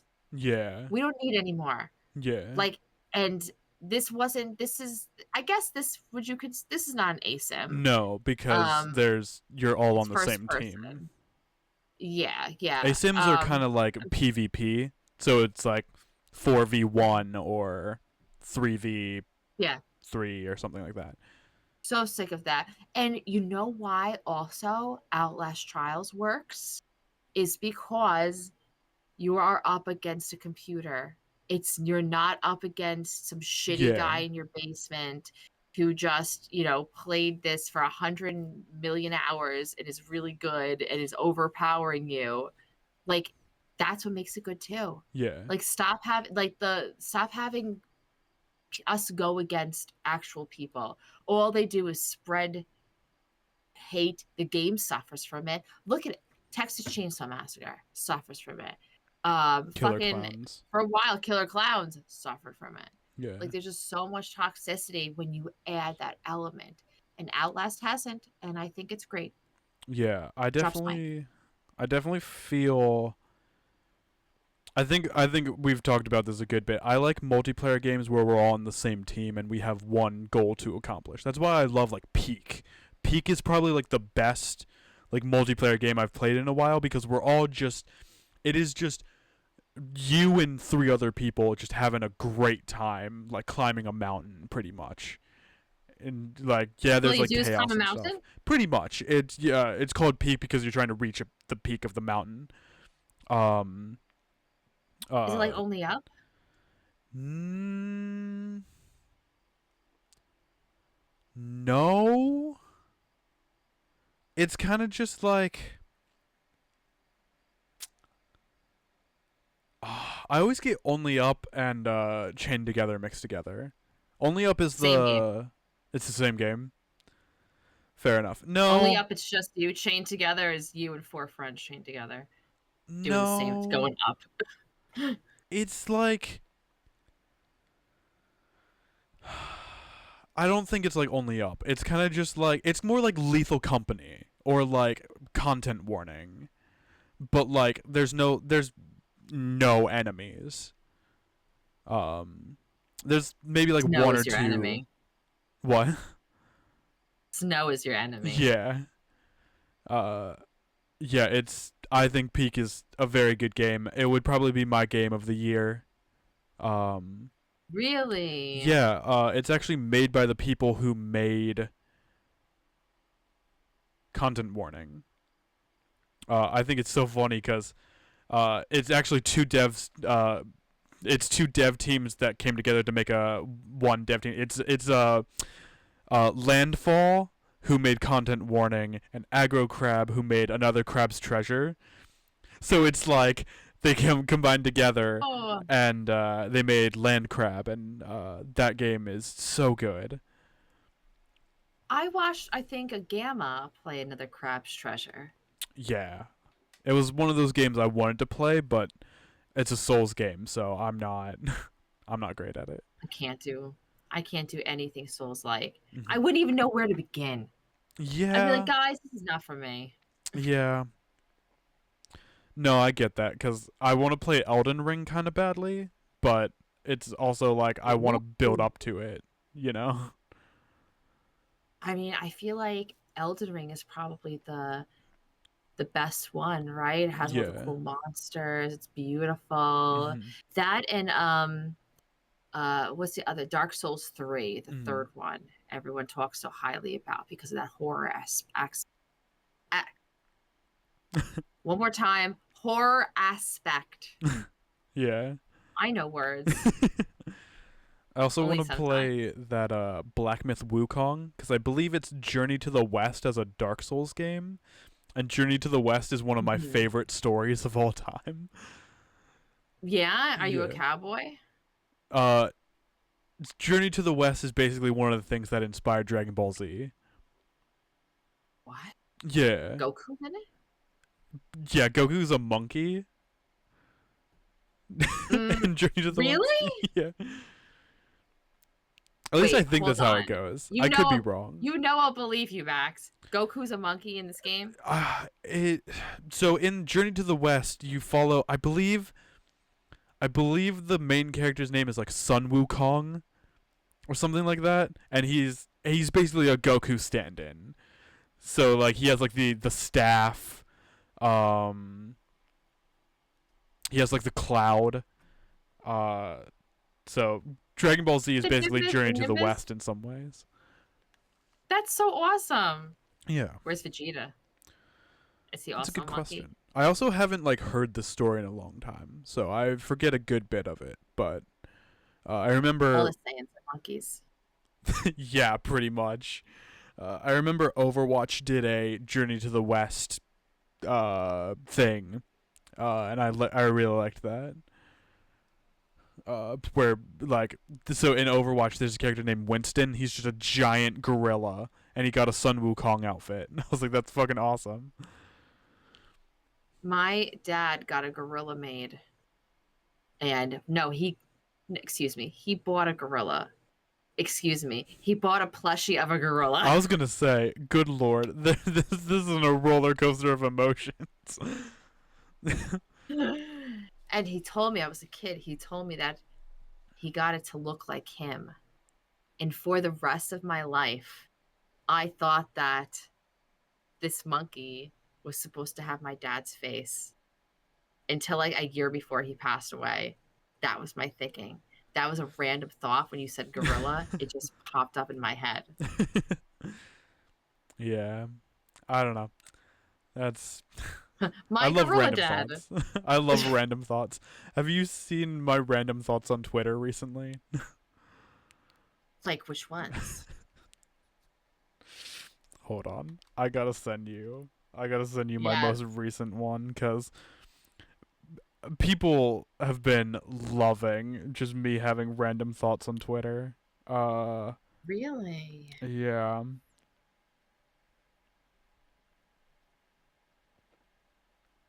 Apparently, I won the biggest Domino's reward yet, according to my email right now. So my most recent one. So I finally looked up Ethan Winter's face the other day, and I was talking to Oh, I was talking yeah. to Rain, Okay. and Okay. on Twitter I was like, random thoughts with Max. Ethan Winters is the dictionary definition of a generic white man, and I didn't even know that until I looked it up today. That was just a random thought of mine. I love that. And We're all thinking about Ethan Winter. yeah.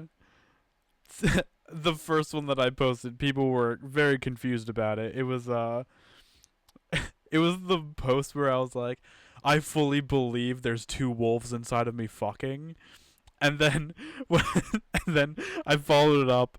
I followed it up with cuz I was talking to Rain. I followed it up with when I'm depressed, they're having marital problems.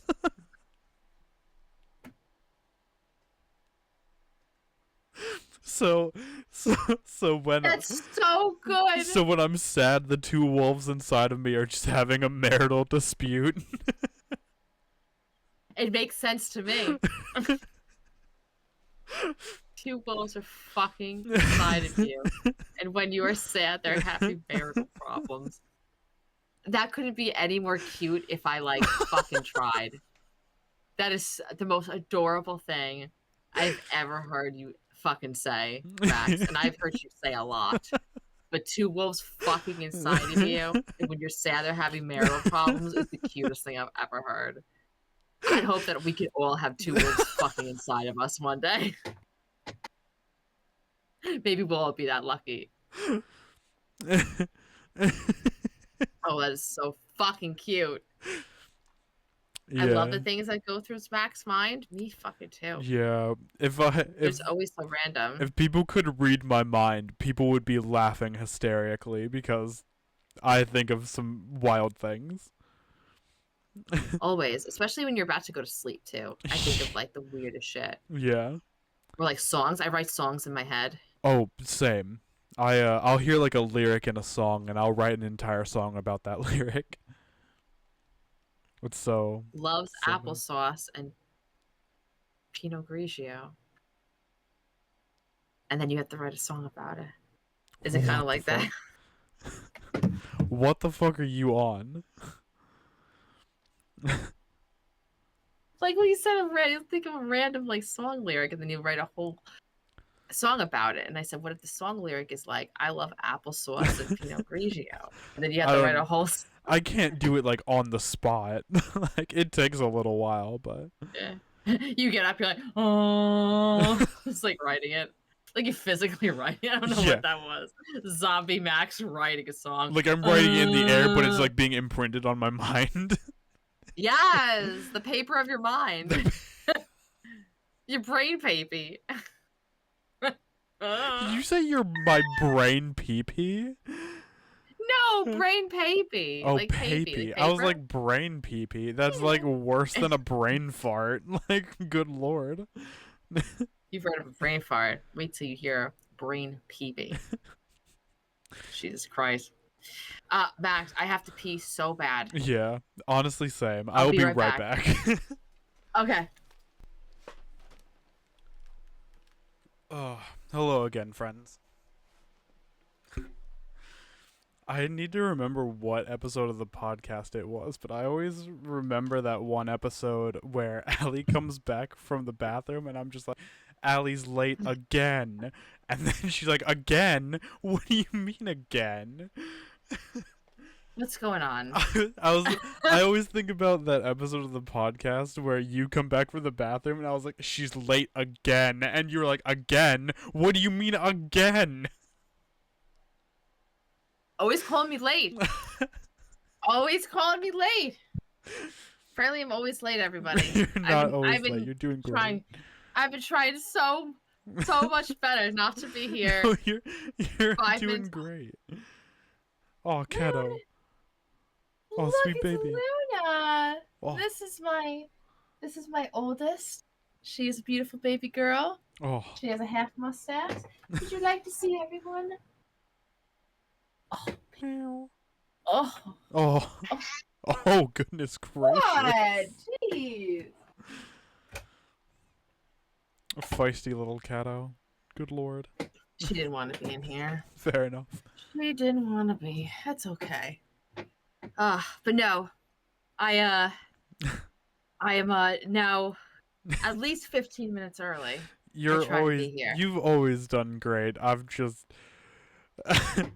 it's just a funny thing to me. No, it's really funny and I like it. We create lore here. Yeah.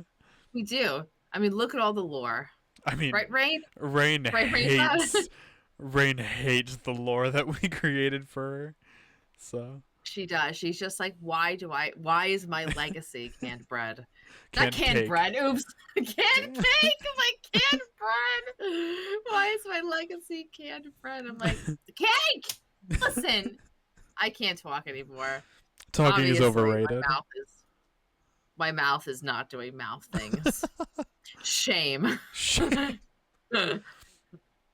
Yeah. What's your favorite dessert? Favorite dessert? I just need to know. It's a good question. Kit Kats.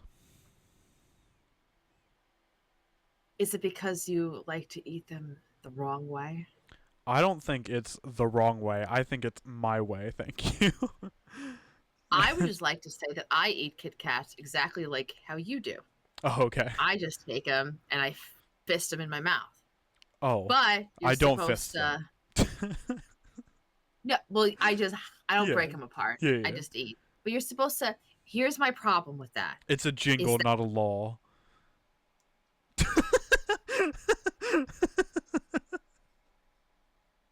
Correct.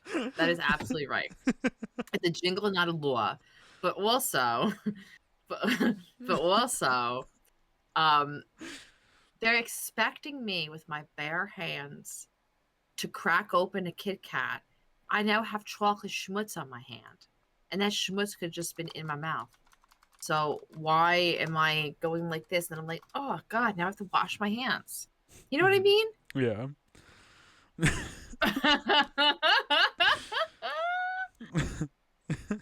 The rule is break me off of it. Yeah, but like, it doesn't say I have to use my hands. Nowhere in the Kit Kat. Yeah. I just hold it in my hand and then. Yeah. I break it off with my mouth. Yeah. With your teeth. Yeah. So I think that we are correct. I think that everybody should just. I don't think that there is a right and or wrong way to do things. I think people just are like, this is my way, therefore it is the only right way. So I'm kind of just like, I'm kind of just doing things my way. You know? What other things do you eat your way?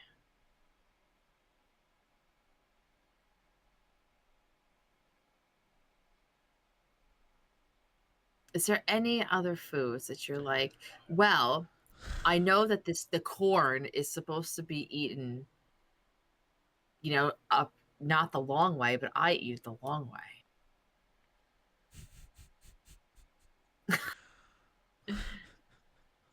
That's the other one that I could think of. Because people eat corn like either down, top, or... There's a meme where someone is like, how do you eat your hot dogs? And someone goes the long way. And they're like, what do you mean the long way? And it's just, they've eaten the top. Like, they'll go from top to bottom the long way. Like, they won't eat it like, this. They'll eat it like this. It's so That's their weird. way. That's the long way. Yeah. one of our friends Straight said to jail, he Susie, please. Good lord. one of our friends says that he eats bananas for the shape, not the flavor. Yes. Yeah. I don't like And that bananas. makes me laugh. I Not at all. they're squishy. I like the flavor. I don't like the shape. I'm the exact opposite of this person. So phallic foods are not your thing. Yeah, like I would never just bite into like a cucumber. But like pickles are pretty sick, so. I'm trying to think what it is. Is it because pickles are like, I was gonna say like chody? Pickles are almost always cut into circles. So they're always like bite-sized. Almost Oh, always. so it is phallic foods. You have to have I wouldn't the phallic cut out of it. I wouldn't Cut like the eat phallic like out of the food. I wouldn't eat like a cucumber like an apple. Is more what I'm saying. What about like an ice cream cone?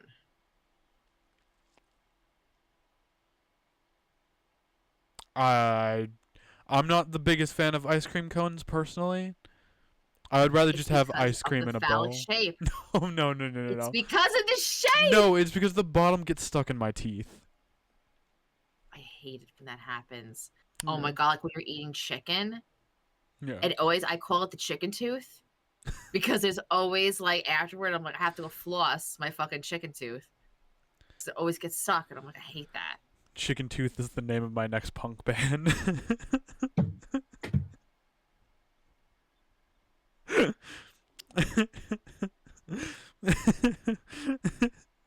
Chicken, chicken tooth. We're Chicken Tooth. We're here to get stuck in your teeth and stuff. 1, 2, 3, 4. All right, that's it. Thanks, guys. Do you like the band The Fuck Dead it. Kennedys? I don't know them. Oh, I should send you. You should listen to at least their first 3 albums. They're a punk band from California, and they are very I would say they're a political band, but they're very funny in their politics. Like their lead singer ran for mayor of California, and they were and when he was doing that, he was gonna put a statue up of the guy that killed the former California president, so people could graffiti on it, and he would actively advertise that they would graffiti on it. I'm like, damn, that's funny. I like that a lot. Just put up statues of people who deserve to be graffitied on. I think that's awesome. I think so. Or like people you can shoot arrows into them, like archer.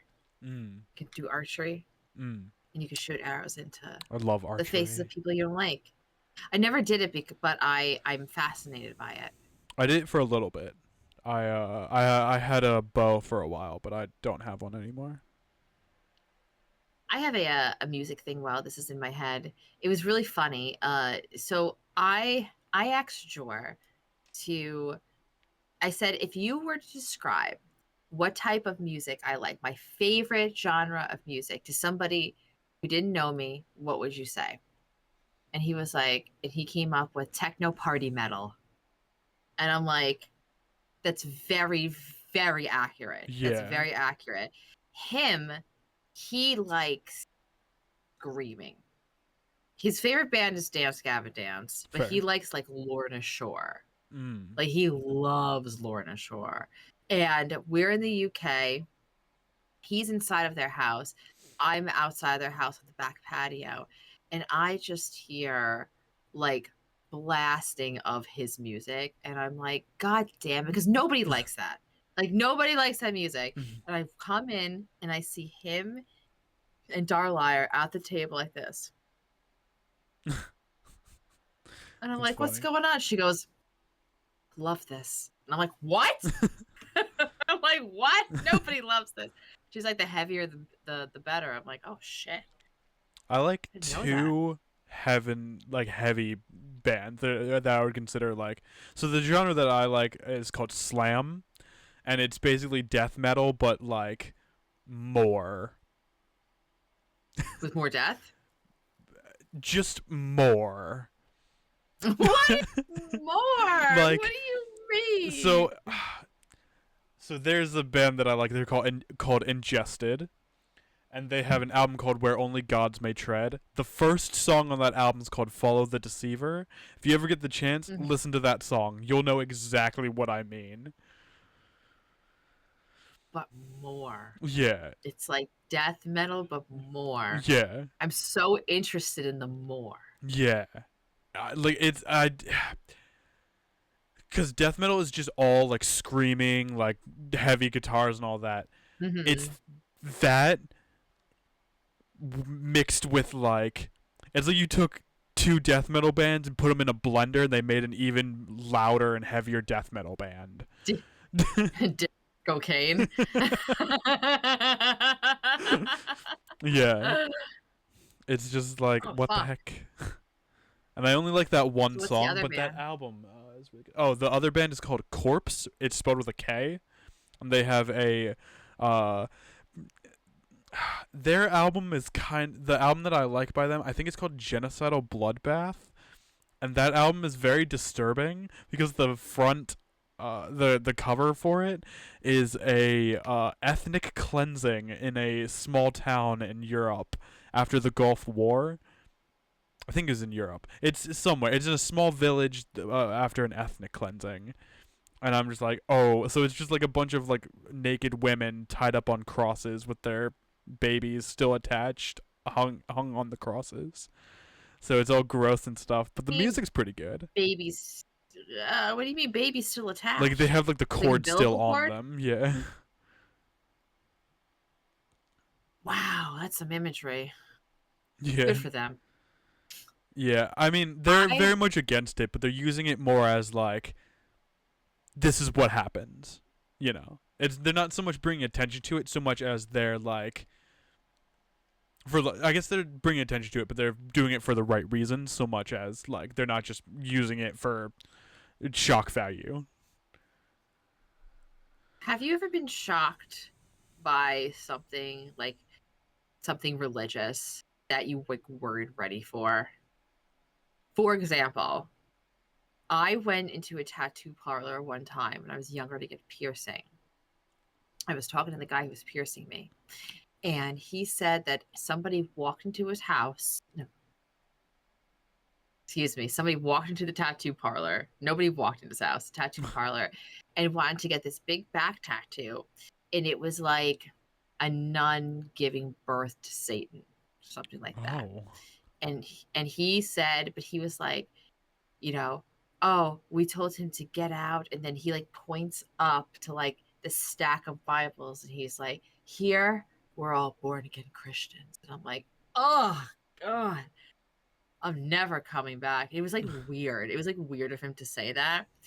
And then I went to a wedding once. My friend Dara, she was getting married to somebody. They were so young. They were like both 21 years old, but they were both super religious. So they wanted to fuck. So they got married. Um, and their ceremony was so funny. The things that the priest or whatever was saying were so hilarious that like we couldn't stop laughing. Like he was just like Satan sent his hellhounds to break this couple apart, but their belief in God kept them together. Like it was like stuff like that, and I'm like, I can't deal with this over religious bullshit. I'm Yeah. like, I don't want to know in a tattoo parlor that you're all fucking born again Christians because now I feel fucking weird. Like, I don't want to hear about Satan's hellhounds unless it's in a fucking song. Yeah. Like, you know what I mean? Like, I don't want to hear about that during the ceremony. Mhm. It's weird. I I just, I just don't like religion. I am a fan of the aesthetic of religion, not the Mm-hmm. practice. Mm-hmm. Like I love like Dogma is a good example. Power Wolf is a good example. Ghost, those kinds of bands. Um Saying, yeah, yeah, yeah. uh so I like it as I think religion can be anything. I think Mm-hmm. you can worship whatever you want. I just won't. If I don't want to participate, I won't participate. Obviously, you know. Um, but I don't know. I'm not the biggest fan of like organized religion. Yeah, Um, same. I'm a big fan of like old churches though. Like if you walk into Of course. like an old giant church and there's like stained glass windows all over the place and like it's just big and empty. Um I forget the name of the band, but there was a band that I used to listen to who recorded an album in an abandoned church and it sounded fucking phenomenal. Really? What did it Yeah, sound like? it Just was like just echoey? like it was a little echoey. It was a little like reverby. They had to soundproof a little bit, but they kind of just like it was like a it was like a rock band. So they had like a distorted guitar, and it just sounded like really nice in that church. And the drums like rang out a little bit. It was more just like a raw performance than it was like an album, I guess, because they were doing a like a live album, but like it was a studio album, but they were doing it live in a church, if that makes sense. Yeah. Yeah, That sounds really fucking metal. yeah, Yeah, all um, churches are awesome. The thing is that I just don't believe in God. Like I haven't seen him. yeah, You know what I mean? So like I'm not gonna do all this stuff for like stuff I haven't seen. You know what I mean? Like it's just but people like take it too far. Like you can't get a abortion because of this book. And I'm like, yeah, okay, that makes sense, right? That fucking makes sense. yeah. And I also I feel I don't want to say like you don't have a little like I don't want to say anyone doesn't have like a reason not to believe in like that kind of religion, but like my people have always been viewed as demons and like Redheads? yeah because of the Bible. So For I real? yeah because like No. there's There's a redheads in the Bible? yeah apparently like Judas is like depicted as a redhead. And like during like the like witch trials, people with red hair would always be considered witches, or they were just always like something about like they're just like demonic or something like that. And I'm just like, I'm just here to have a good time. Like, Ah, I was born this way. yeah, I had no choice. Like, that's what I don't like when people are like, oh, like I don't like the gays or like I don't like the LGBT community. Like they had no idea. They had no like preference to be this way. This is just how they are. Like, and I'll love Yeah. them. Like, who cares if they're nice to me? That's all I care about. You know? I just don't like you if you're mean to me. Yeah, That's really like all it is. yeah. One Like of I'm so nice to everybody I meet. If yeah, you're mean to me, I'm like, ooh, waste of my time. yeah. There's a rock star that once famously said, "The only thing I'm prejudiced against is assholes, and you can be any race, creed, color, class, and you can be an asshole." I'm like, yeah, fucking Absolutely. that. Absolutely. Men.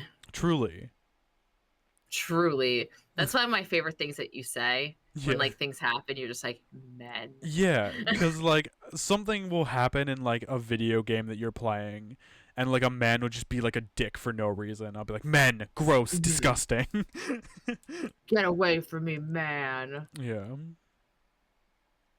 What other scary video games are you looking forward to playing? Ooh, Bad Cheese comes out tomorrow. No way. That is Yeah. so max coded. Yeah. Like I see things and I just go max. Yeah. I played the demo to that. That one was good. Excited for Resident Evil 9, Onimusha, I think 5 or 6. They're Is both coming 9 out coming next out year. this year? 9 Resident Evil 9 comes out next February. It No. comes out. In fact, I will let you know. It comes out February 27th. Nice. Yeah. Give it a few weeks, have everyone else play it first. Yeah. And then I'll play it and get help. Oh, the new Bendy game is going to be announced soon. Now, is the Bendy games the ones that come out in chapters? They used to. They used to come out in They stop. chapters. Yeah. That's good. We're getting Bendy 3, and it's called the Ink Factory. I'm very excited about So it. we got Bendy and the Ink Machine. Machine, and And then then what's Dark the second Revival, one? and then Ink Factory. Why isn't number 2 the Ink something? Uh, because I believe it has to do with the main character, quote unquote, reviving herself as an ink person. So she has she goes through a bunch of trauma. She finds out who her dad is, and she finds out she's made of like ink. Like her dad made her in a bunch of Her ink. dad's a pen. Yeah, her dad is Her dad's... the uh. Sorry, continue.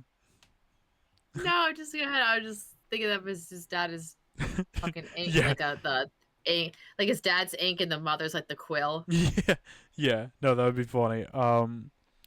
Yeah, her dad is Joey Drew, who used to run the animation But Joey business. Drew. Yeah. No, he works down at the automobile shop. Joey Now Drew. he's dead. Dun dun dun. Just being silly. That's all. Oh. But yeah, So what's the third one about? no idea. Gonna be honest. Shit, go to one. Because Hell yeah. they were going to make so Dark Revival. You play as a different character than in the first game, but the main character in the first game shows up in Dark Revival. So you were going to do and then they were going to have like a side game where you play his story through the second game.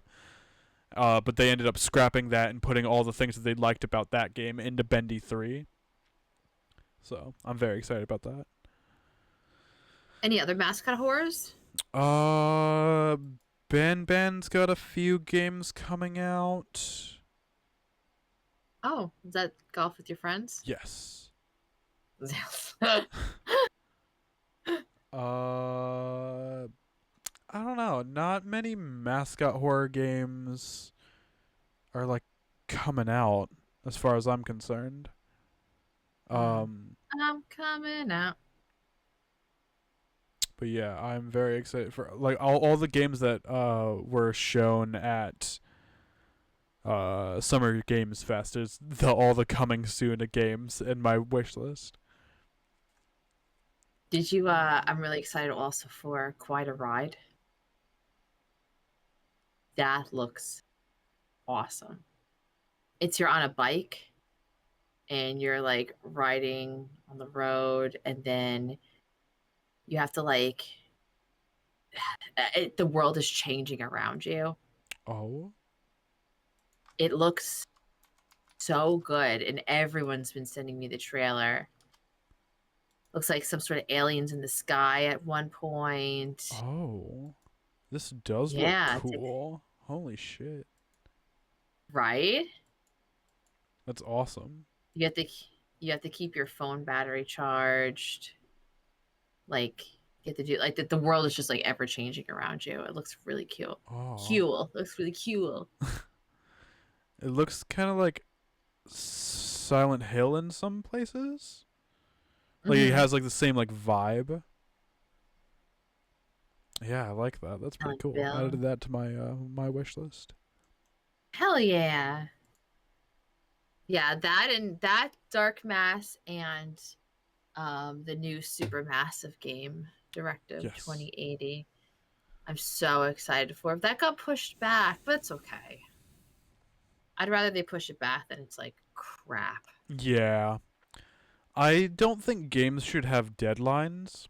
I think games should come out when they are done. Fully. With no bugs. I also think, and this is probably don't agree with me, but I think that games should come fully done and then that's it. Like, yeah, no more additives. I don't like the idea of DLCs. Like I would rather if they're gonna make DLC, I would rather they just make a whole new game. or have the DLC in the game already. So, like for example, like or like you know how like if you buy Slay the Princess now, it automatically comes with the pristine update, Yeah. the pristine cut update. Like that's fine because it's a complete game. Yeah. Like that's fine. But like Still Wakes the Deep came out last year, Yeah. and then they recently came out with the DLC Siren's Rest. And I played Siren's Rest, and I was like, it's great, but I don't remember anything about Still Wakes the Deep because I played it a year and a half ago. Yeah, I think it also depends on the Thank you, time. Alpha. The time the DLC comes out. Right, but that's what I'm saying. Like, if Still Wakes the Deep comes out in March and it does well or whatever, and then the DLC comes out in May. Like, I think that's like close. But when it's so far away, I don't remember like the characters. Yeah. It's a hard thing to like describe because some games would be cool for DLC. Like Little Gator Game is getting a DLC, Little Gator and game. I'm not sure about it because it looks like it's going to be like a whole new expansion instead of just like I would rather they just make a Little Gator Game 2. What is Little Gator game? Imagine Legend of Zelda with a alligator. It's the most You adorable must game I've ever played. Oh, I platinumed it. I love that game. It is one of my favorite like cozy games to ever play. like you love that Zelda feel. Plus, add an alligator, Yeah, so it's right? it's it's an adventure game, but you're playing as a kid who is like all the enemies are like cardboard cutouts. So you're like running around with like a wooden stick and like a pot lid and you're just pretending to be a knight. So you're just this adorable Ah, little dude just like in his own fantasy world. And I'm just like, "Oh, it's so me." Like it is so cute. yeah. Oh, did you ever stream this game? I did. I've streamed it multiple times. How come I've Um never seen it? It's What the it's fuck? there's a famous clip that Corn had made of me playing it where this bear like fucking just like rolls down a mountain. I'll have to send that clip to you because it's so funny. Did you make him roll down the mountain? No, it's a cutscene. He does it automatically Oh, whether you want him to or not, but it's a mechanic in the game. It's such a good game. I highly recommend. I Little think Gator I think you game. would enjoy it because yes, it's Zelda like, but it's not like there's no like you don't really have to put any effort into it. Like you can just take your Yeah, I like time. that. It's an open world, but you can take your like time with it. That's what I don't like though. Like I don't like taking your time. I like Hmm. completion. Fair. Remember? Yeah. I fucking I love that was clip. trying to Good make lord. it. I was trying to make a joke. I So good. like I if I cannot beat a game like soon, I get this sense of like I need that relief. Yeah. So if I don't see an end, like Mhm. it's open world, I can't see the end. I get like anxiety. Sure. That's another game I will definitely play for you. Like we could just like sit in a Discord and just hang out Hmm. and we can just play games, you know? Little gator game. Yeah. Little gator I game. love that game. It's so good. I Oh my god. You were mentioning Excuse the me. band Lorna Shore earlier. I have a Yeah. friend, her Yeah. name is Lorna, and she gifted me that game. I was gonna say, does she love the shore? I I don't know. I haven't seen Lorna in a while. I miss her. I should text her. I love that name, Lorna. That's It's a so really cool cute. name. Yeah, she's such a good It's bean. I super. think you would like her. Oh. She's Oh. very British though. She's like almost like I. it's funny. So she was playing the game. Is it Evil Within? It might have been Evil Oh gosh. Within. There's a game very similar to Evil Within that I always get confused with Evil Within.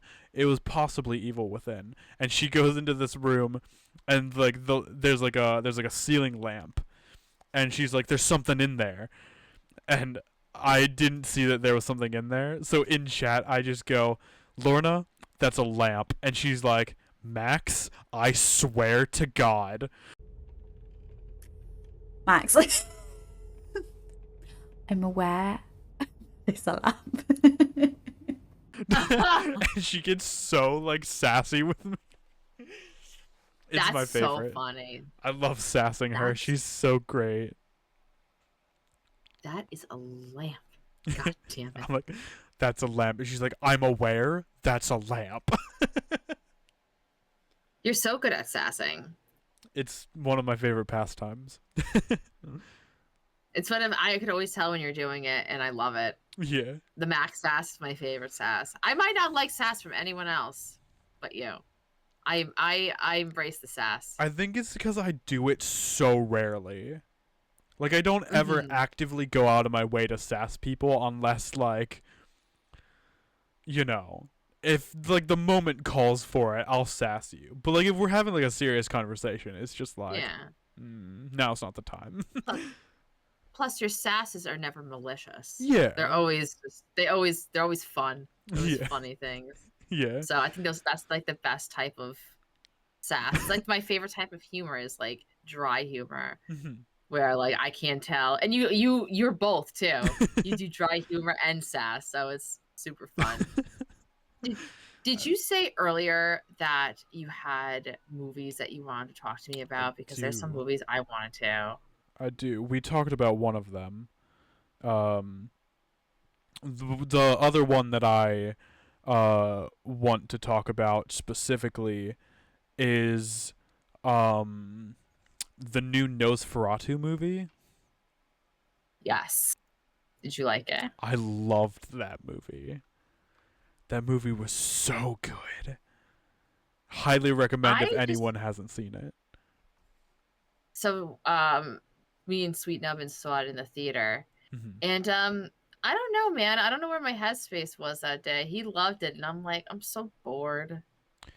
I was like not into it. I also hate Lily Rose Depp, and I just every time I saw her face, I just wanted to punch it. Lily Rose Depp. Is she the one? Is she the love wife? Interest? Ah, I see. She's the yeah. That's Johnny Depp's daughter. Ah, I see. Mm-hmm. Yeah, I liked the guy who played Count Olaf. I believe that was Bill Skarsgård. I could be wrong. It was Bill Skarsgård. He was great. He's just a fantastic actor. Oh, he's like every like he plays horror villains so well. That's why my favorite role of his is in The Barbarian. Yes, that's where you think that you put on The Barbarian and you're like, he's the bad guy. He's the bad guy. And then he's gone. And then he's gone. Yeah. And then he's gone. You're like, oh shit. Bill Skarsgård. But yeah, I never saw the original Nosferatu, but I'm sure I would love that movie because it's a black and white movie. Oh, I'm sure. Yeah, silent black and white film. Everyone liked Nosferatu. I got to give it another watch because I was just like, I don't know, I was bored by it, and maybe I just don't like good movies. It does take a while to get to. It is a strong build up. I think we take a little too long to get to the main villain, personally. Yeah. And I think we wait a little too long to see him. Like, yeah, we see him at the beginning. Spoilers. Spoilers for this movie, by the way. We see him at the beginning, but then, like, when we get to his castle, he's, like, shrouded in, like, he's, like, a blurry mess for a while. Yeah. And we only, like, hear his voice, which his voice is terrifying. So good. It's so good. So good. Yeah, I loved almost everything about that movie. Nicholas Hoult is always good. I like him a lot. He's he's in like The Menu. Um, So good. he's so good in The Love the menu. Menu. Yeah. Um, yeah, The Menu's another really good movie I really like. I recommend for anybody who hasn't seen the menu, don't watch the trailer because the trailer gives away what the shtick is. Just yeah, go in there blind. It's way yeah. better of a movie. I love I going into recently, media blind. me too. I watch almost everything blind unless it's called Evil Dead. Then I will watch the trailer for it. But everything else, I don't. Which is I just watched a couple days ago. I went into it blind. I watched that new A24 movie, Bring Her Back. Ooh, I haven't even heard of that. Yeah, Is it it's a new good? horror movie from A24. It's yeah, yes. Yes, and it's in the A24 way. I see. It's not Hereditary. Sure. You know what I mean? It's not amazing like that. But you feel dread. I You know, love it's A24 movies. yeah, so I definitely recommend it. And don't Yeah. watch the trailer. Just go into it. That's what I did. I I went into Evil Dead Rise blind completely. And I Oh thought wow. the beginning part was going to be the whole movie. So when we switched to this apartment complex, it's just like, oh, so this is where we're going. I liked that beginning scene. Yeah, that beginning scene was great. That was the most Evil Dead part of the movie, I feel I like. would love a movie from those characters' perspectives at that place. I hope like the next Evil Dead movie continues where that's from.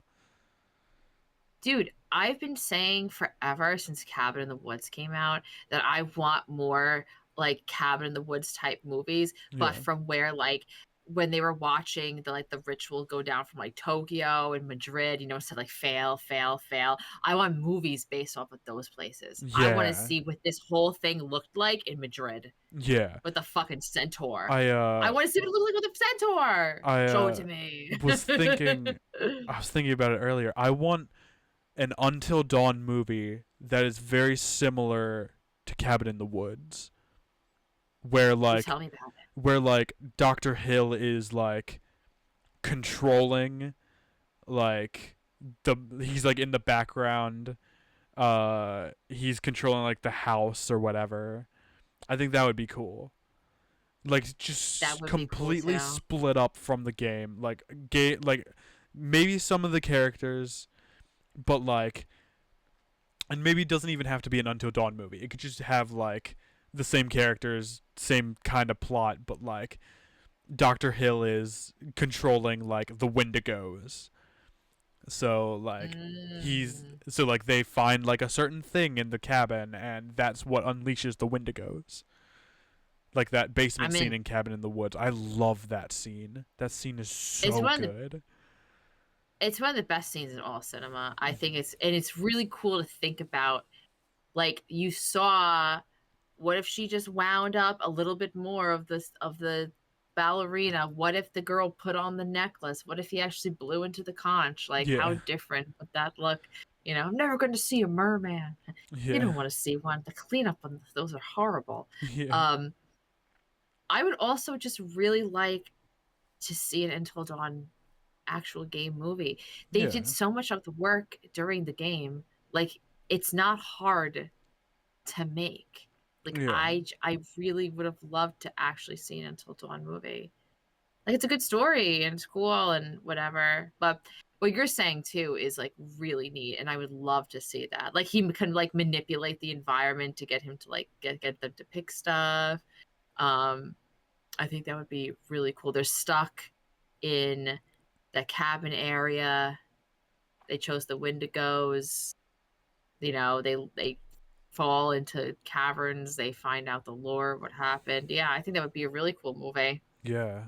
Like I said, like I didn't hate the Until Dawn movie, Yeah. but it just wasn't Until Dawn. But it is a great movie to put on if you're having like a party or like a bunch of people over and you're all chit chatting or whatever. It's not a movie where you have to like pay close attention. So many people are like bopping on their phones and like watching. It's one of those movies. Yeah. Just watch it for the water scene at least. Yeah. I would love just more.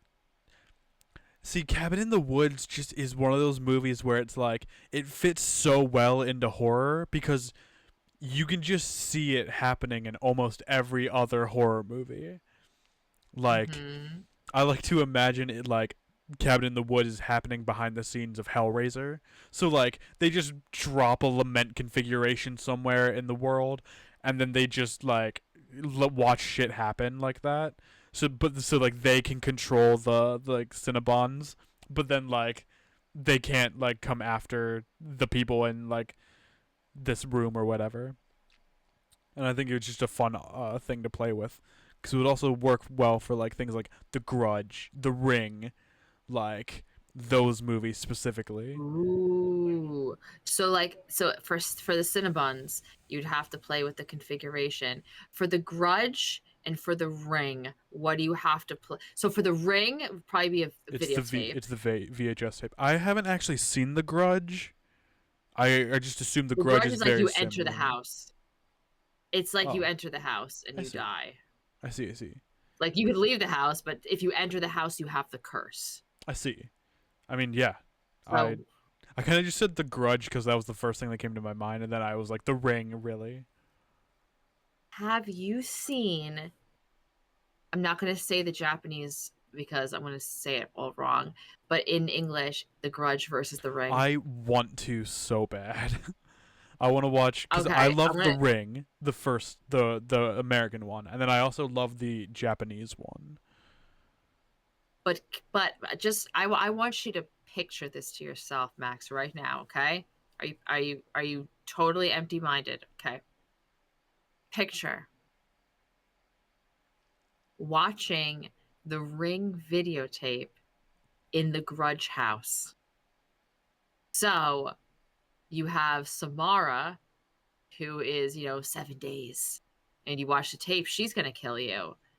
But if you enter the house of the Grudge lady, you get the curse, and she's going to kill you. So now the Grudge lady and the Ring lady are fighting over who's going to kill you. That's badass. I need That's to fun. watch The The Grudge. ending I is really want something. to. Oh, yeah. We actually just last week in CEOs on Yeah. NYC Gamer hosted The Grudge. Yeah. Yeah, I was gonna be there, but I had some things that came up, so I got like right at the end. I was like, no. yeah. That scared me when I was a kid though. When that movie came out, I was about like 13, 14, and that really scared me. There was a time in life where a bunch of J horror movies were being made into like Americanized. Like the first one was The Ring, then we had The Grudge, then we had One Miss Cool. Then have you seen that one?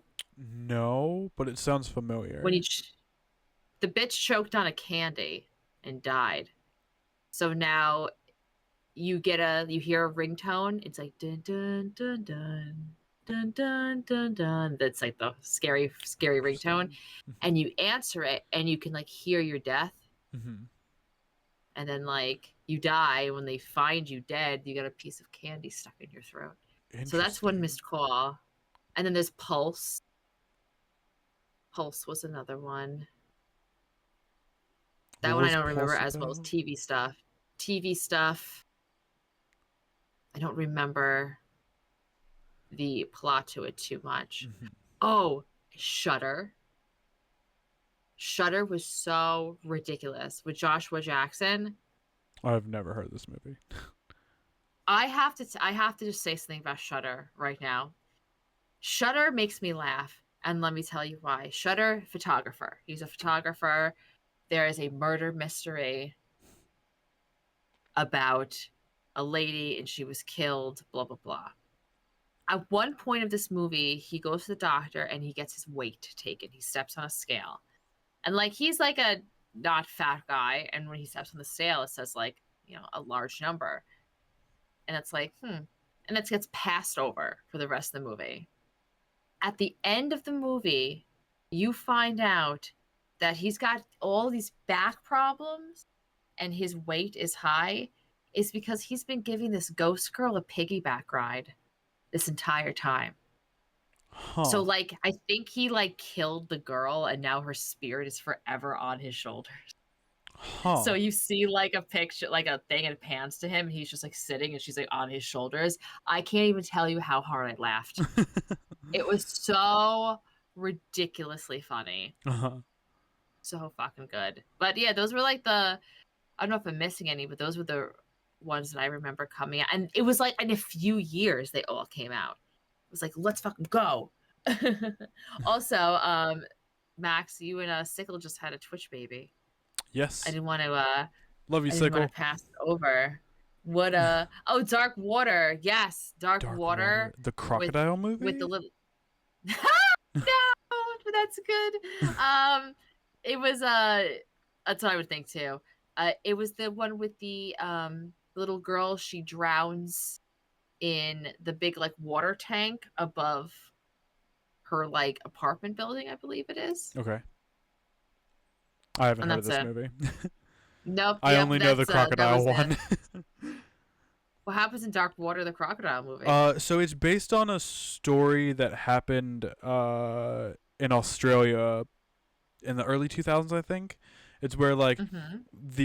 these kids got swept away in a river, and they got stuck in this tree, and there was a crocodile that was circling them. So this movie is basically like these people get stuck on an island, and there's this giant crocodile that's circling the island that they're on. So they have to get off of it, and it's like nighttime, and they're just stuck there. So like it's basically like Jaws with a crocodile, and just in like the middle of How do Australia. how do they get off? They make like I want to say it's a zip line. I could also be getting it confused with another crocodile movie that I like.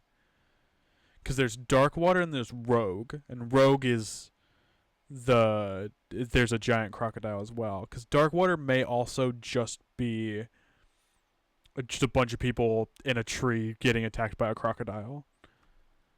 Gee. I have to figure it out, but crocodile movies are great.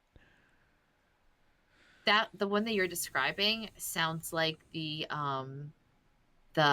movie, the Brian Greene movie Frozen, Oh, where the three people are stuck on the ski lodge lift. okay. So they three people get stuck on a ski lodge lift, and it's closed for like the long like vacation weekend because they were like, "Oh, come on, just one more." You know, the teenagers trying to, and they get stuck up there, and they're essentially they're freezing. They're like freezing to death. And Yeah. there was like one guy who was like, "I'm gonna jump down and I'll get us help." And he jumps and he breaks both of his legs, and the wolves come and fucking eat the shit out of him. Yeah. But like that though, I love those types of movies, like the crocodile circling. What are you gonna do? Yeah. The can't get off at the ski lodge. Like those are like freaky. Yeah. Those even that movie. I really like the movie The Shallows for that same reason. Yes. Like That's Blake the Lively shark on a movie? rock. Yes. Mm. Yes, yes, yes. It was just like a bunch of like Blake Lively like butt shots Mhm. and then a shark. But I actually thought the movie was pretty good. Mhm. I But the ending was hilarious. I always think of the movie. I've never seen this movie, but I've always seen the trailer for it. It's called Fall, I think is what it is. And it's those two ladies Cool. that get trapped on like an electrical tower. And Oh, so they're I've like really never heard high of up. this. And like they're like tethered to the tower, but like there's very or maybe they're tethered to each other and they're trying to get down. The, I don't remember. I've only seen the trailer, but it scares me because I hate heights. Yeah, me too. Because do you ever like look out and you're like, I just want to keep falling? Yeah, Like that's the sensation I get. yeah. I so I suffer from if I look too long at something, I get like vertigo or like the feeling of vertigo, and I'm just Hmm. like I hate that because like I already don't like heights. So like even like looking out my window over there is like ugh, you know. Yeah, no, I get it. I literally like I walked over. I took a picture of it actually. I was on the plane and I looked over and all you could see because the plane was kind of tilted like this, it was just all water. Like I was Yeah. looking out and like we were under it looked like we were under the water and my view was just water and I freaked out, dude. Like it was so fucking bad. I think yeah, I'm gonna send it to you right now. It was so bad. But no, I totally get that, and that feeling of vertigo. Oh god. That's so bad because it's like you're already scared of falling and then you get vertigo, so you're like dizzy and you're like, now I Yeah. can't stop myself from fucking falling. But check just send it to you on Instagram. But that was my view. And I looked over and I freaked out so Oh, badly. yeah. Yeah. I'm like, I don't like this, brother. Yeah. I can imagine. I uh Hmm. I remember the first time I ever flew on a plane. Well, first one that I ever remember flying on a plane. I was looking out the window and good god, I will never do that again. Cuz like just It's being scary. that high up and it's just like then your like stomach folds in on itself and you just feel like nauseous and I'm like gross. Exactly. I turn you're able to like press a button and make it so like your windows go all dark now on planes. I don't Oh, know if that really? was yeah, instead of like I used to be like you could pull down the thing. Now you press a button and it goes like black so you cannot see outside. I haven't been on a plane in 2 years, so I Yeah. wouldn't know. So I didn't see it until I didn't notice it until this time. I see. So I don't know how long it's been a thing. What airline? Norse. Gotcha. What did you fly out of? Uh You went to Emerald Air, I think is what it was called. It's the Oh. airline that flies directly to Ireland. That's Yes. why the There layover was was there. also like there was one that was called like oh, it was Aer Lingus, and I kept Yeah. being like, "Ha, Aer Lingus." You want to join the Mile High Club, you know? How about trying Aer Lingus? La, la, la. That's their fucking. Gross, disgusting. It's so nasty. Also, I don't know how anybody fucks on a plane because I can barely fit in that toilet. Truly. I'm not fat. I cannot fit in that toilet at all. I'm just seeing. I'm Yeah. like, ugh. Yeah. I don't know that I would want to do that on a plane anyway, because there's too many other Uh-uh. people there, you know? I guess it's like just to say you did it, right? But you could always like just get fingered under the blanket or But like, something. why would you even want to say that you did that? Like, what benefit to you? Is it like, yeah, I had sex on a plane? I guess for the bit, It's for the kind of like story, it's kind of like the same thing where it's like you had sex on a boat. Like, who cares? you Like, had sex on a boat. There's so many rooms for sex on a boat. yeah, I don't know. I guess if like one of our friends was like, I had sex in the airplane bathroom, I'd have questions, right? I'd be like, all right, well, it's barely big enough to fit me. How did you do it? I would want to know more, and I guess that's one reason to say I had sex on a plane. Like on a boat, I'd be like, yeah, whatever. But on a plane, that's impressive. I feel like that's impressive, and I want to know just a little bit more. On a boat, I'm not Uh, impressed. I don't Um, know. It's solid ground just has so much less obstacles than oh, like a tell boat me or a about it. I plane. love solids. So, I don't know. It's just solid ground is where I thrive. yeah. I don't know. There's a very there's a scene in one of the Die Hard movies where like one of the guys is talking about how like after he like lands on the ground from like being on a plane, he like gets to his hotel Mhm. room, takes his shoes all the way off and takes all his like socks off too, and he like grips the like carpet so he feels like grounded again. And I'm like, oh, yeah, that would make sense. That sounds like a great feeling, or like grass in between your feet. Yeah. Like just getting on the grass and just being like, earth. Yeah. Because, like, I don't know. I bet. Just flying is one of those things that's just like, sure, it helps us get places, but I think there could be an easier way to do that. Yeah. Like, and sure, it's like I'm not a fan. the safest most of the time, but Right. just because it's the safest doesn't mean there won't be problems. Also, like, it's a tin can in the air. I always think about that. I'm just like, how safe could this be? But yeah, no, it is the safest. The good thing is that if something did happen, you'd be dead before you would hit the ground, probably. You wouldn't even feel your death. And I guess you would just have to accept, I don't know.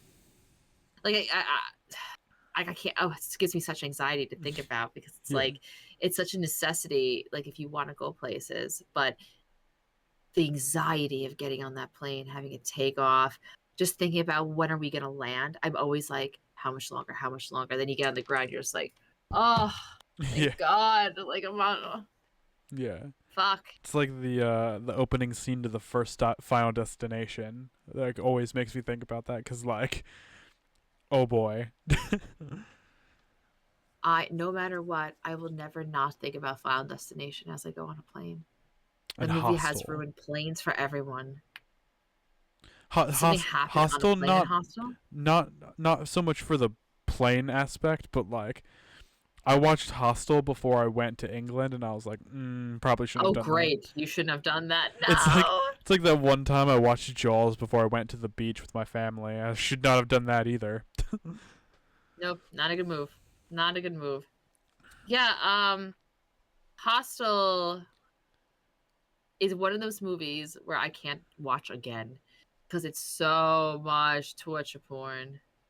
You know, I just can't. The lady with the eye in the first one. Yeah, good just, lord. Like, it like ruins me. Yeah. It's too much. And that's like another version of, like, that's another like movie that is really good at building to the horror, because the horror doesn't start till probably way too late in the film. I say that, but it's probably like an hour or two in, so maybe just an hour. But like, it starts later than you think it should. I'm just thinking about, like, they're like being sold to people who want to torture them, and Americans cost the most. Yeah, it's so fucked up. It's like to think it's just like so fucked to think about. Yeah. You know, it's almost like going back to Cabin in the Woods. Like, you have the people controlling what's going on, and then in Hostel you have the I guess the betting people who are taking others' money to, you know, capture these Americans and torture them. I feel like just in such horrible ways. I feel like if we were to put Hostel in the Cabin in the Woods universe, I feel like I feel like it would be more like the people who are torturing people. I feel like that's like what the people in the, I guess it would be like the government would do in their off time. So they're all just getting their rocks off on like murdering people pretty much. There's the daytime job where like most horror movies would be, and then like Hostel is like them murdering the people for themselves so they can just, you know, have whatever fun, you know. That's the story of Squid Games. Yeah. You know, it's because the people are so rich that they're spending their money on watching people get killed during these games. Like, they have nothing better to do, these multi-millionaires, than to get their rocks off by watching people get fucking tortured, their Achilles heels. But he cut the guy's Achilles heels and then opened the door and said, "Go ahead, walk out of here." I was like, I hate that scene because he does it, but you don't see it at first. And then when he opens the door, it goes to the angle at the bottom of the chair at his feet. And when he gets up, that's when it opens. And I'm just like, oh, gross, disgusting. It's so nasty. There's one scene in the second one that gets to me really bad. They show a guy and he's got like a dinner table for one with a candle and everything. And then he has the American like with their hands on their back and he takes uh, a fork and he goes stab and you could see like his all of his like muscle and stuff because he's been doing it for a while, taking it, cutting off a piece and then Ugh. bringing the piece back to his candlelit table and just it sticks to me. Ugh. That scene specifically stuck to me and I'm like, no thank you. Yeah, No thank you. I think I haven't seen the second Hostel movie, but like I think the added gross factor to me is the cannibalism part. Yeah, Like it was just disgusting. being eaten like just doesn't sound good, especially while you're alive. Like, good lord. The girl in the first movie gets out at the end, right? Doesn't she pay them to like torture the other dude or No. something? No, she jumps in front of the train that comes because she sees herself in The that reflection. No, the eye lady jumps in front of Yeah. the train. The American lady, Oh. one of the friends. Doesn't Oh. she like I have a lot of money, I'll pay to like Possibly. I think that's what happens. I remember the train lady. Yeah, she sees herself and Yeah. just walks in front of I the thought train. I thought the train lady was who you were talking about. Yeah, I That's her don't. ghost. She's now the train lady. Yeah. Woo! She's got one eye hanging out. Woo! God, A I hate train. eye stuff. Me And that scene's even worse too. because it starts with the guy with a blowtorch to her face. Like, That's how he got the eye out, right? Just I like think so. I think he must have like yeah, cuz and then like the guy like uses like garden shears to cut it or something like that. I'm just like, ugh, gross. That poor movie lady. is God, that movie is one of those movies it's like I didn't enjoy watching it and I wouldn't recommend it to someone, but I'm glad that I have watched it so that I never watch it again. Like, you couldn't have said it any better. yeah. I feel the exact same way. I wouldn't recommend that movie to anybody. But you know what? All you need to say is it's an Eli Roth film, Yeah. and then they can make their judgment on it their own because every Eli Roth movie is like torture porn. Almost all of them. Yeah, I was going to say Thanksgiving wasn't too bad. Thanksgiving was so good. It was so effing good. It was such an Allison movie. It was so like it reminded me of an 80s slasher so much. The fucking part where they put the fucking lady in the oven. Yeah. I couldn't even. That was insane. The thing that like popped Yeah. the little thing on her. I was like, oh my god, there was so many good deaths. Even the beginning one where she just gets run over by the shopping carts. Yeah. Just, I'm like, I was like jaw on the floor. Uh-huh. I It love was Eli insane. I loved Roth's it. torture porn a little bit more than most other torture porn cuz it seems Mhm. like he actually cares about the people rather than just Mhm. like killing for the sake of killing. That's what I don't like about Mhm. the Terrifier movies. Because you kind of just meet these Mhm. characters and you're just like, oh yeah, they're unlikable, let's kill them. Whereas Yeah. Eli Roth kind of like builds up his characters like, sure, these people are dickheads, but like, I don't think they deserve what they got. You know? Eli Roth is a horror fan. Yeah. He is an aficionado. He lives and breathes horror. And like you said, you could tell when you watch those movies, they have substance to them, unlike just straight up torture porn Terrifier that doesn't have substance. But I know now, like even after like the second movie, I know when I go into a Terrifier movie what to expect. Not any story, just let's see how bad these deaths can get. Yeah. Like that is what this movie about. When I watch an Eli Roth movie, it's actually a movie. It's a story. It's good. It has, I know that I'm going to get, Grossed probably out. blood Yeah. and grossed out and stuff like that. But it's like saying, hey, I'm gonna go see the new Rob Zombie movie. Mhm. You know what to expect. There's gonna be tits, there's gonna be gore. Yeah. There's gonna be a lot of torture. And if you're not a fan of zombie, then you're probably not gonna like it. Same thing with Eli Roth. You say it's a new Eli Roth movie. If you expected no blood, you're stupid. Yeah. You know what you're getting. So What is that? Is that movie called? I think it's a movie called Black Friday. It's got Devon Sawa and Bruce Campbell in it. I love that Black movie. Friday. That movie is so perfect. It's so good. So fun. And Bruce Campbell, I wish he was in it for more, but that was like it was such a good role for him. Yeah. Like the boss of a toy store. Also love Devon Sawa. Yeah. Bruce Campbell in that role reminds me of, I always get the two movies mixed up. It's either Would You Rather or Escape Room. It's the movie with the guy from Reanimator. And he's like a rich asshole. And he's brings all these people to his like house, and it must be Would You Rather because Would You Rather. It's the movie with the razor blade in the eye. The razor blade in the eye. Yeah. And the girl is going because her brother has like cancer or something. Yes. And she has to win the money.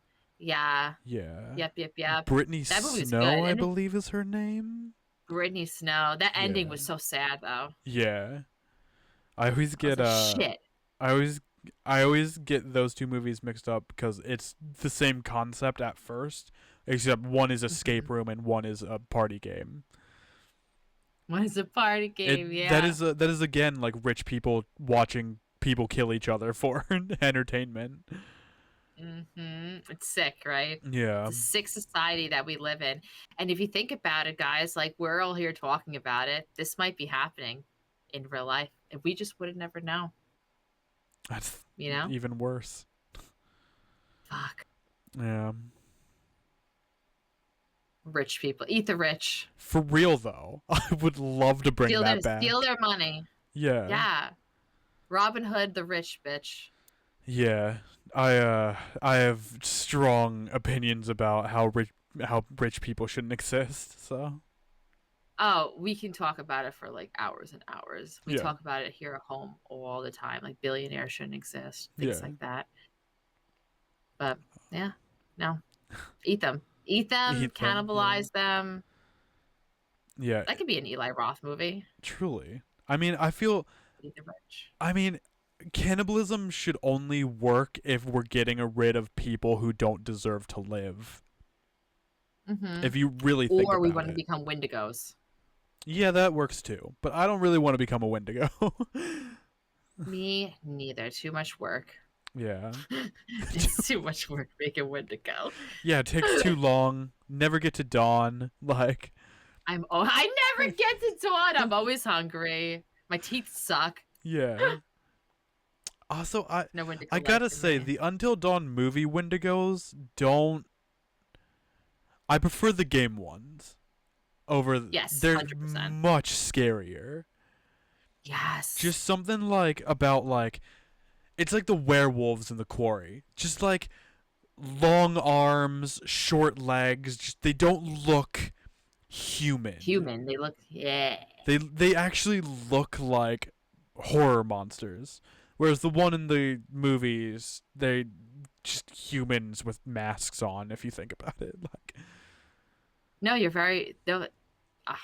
I agree with you. That's why I thought Until Dawn was pretty scary, because those Wendigos were pretty damn scary. Yeah. And the Wasta. Always had to Wasta. I love that. I Me miss and Rain will Wasta.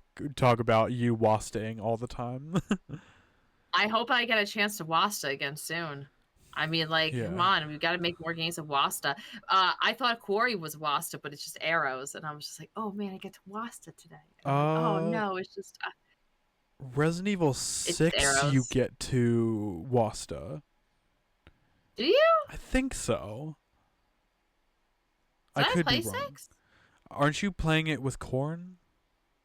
Oh, that's the one. Yeah. Yeah. That one you do. You know, No, not really. Okay. Not like you do in like a choose your own adventure. Oh But yeah, I guess so. hopefully the new Supermassive will have plenty of Wasta. Yeah. That'd be so fun. I'm very excited that they're making Little Nightmares 3. Do you see the old devs of Little Nightmares are making a Reanimal? I think that's the name of the game. No. That game looks sick. Like Nice. it looks so good. We need more good games. Yeah. I Good games 2026. especially like more good games at a lower price because I don't want to pay $80 for a game that I will play Ugh. once. Yep, correct. Too much money. Every time I look at it, I'm like, just like, what the fuck? Yeah. Like, why? Yeah, exactly. It's like, why do I pay $80 for a game that I'm gonna play once? Maybe I don't know if I'm gonna love it. And maybe I won't even finish it. Like, maybe I won't even finish it. You know. So I get that too. yeah. Stupid economy. Stupid games. I don't know. There's so many problems with it, but we'll figure it out at some point. We will. We'll figure it out in the end. It was nice to talk to you. Yes, today, Max. We got out a lot of stuff. I mean, we had a nice little stuff nice happened, little, so. personal sesh too. It was nice. It was nice to catch up. For sure. I hope you guys had a fun time too. We appreciate the fuck out of you guys. Subs. Sickle. I think I saw Alpha. an alpha. Yeah, there. Thank you guys so much. Who are we rating out to today? That is a good question. Oh, Wizzy's on. Wizzy's playing Peak. Wizzy is a wonderful member of the Crypt stream team, who I love and adore. Ooh. I never heard of them. Go visit. Yeah. Hey, Wizzy, you're so fun. You're so fun. You blow my mind. Hey, Wizzy. What are your plans for this week? If we are definitely down for Split Fiction on Friday, do that on Friday, and then Sure.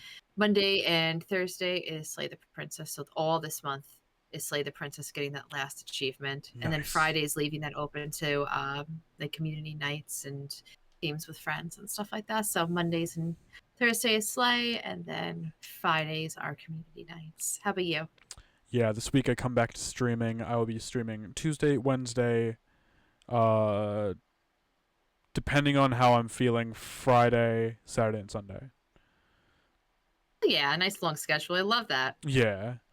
Welcome back, Max. Going to try and get one more achievement for Heartworm, and I'm going to start Signalis. Ooh, nice. All right. Love that. Are you streaming Signalis? I am. Hell yeah. Should be fun. We appreciate you guys. Bye. Love you guys. Bye.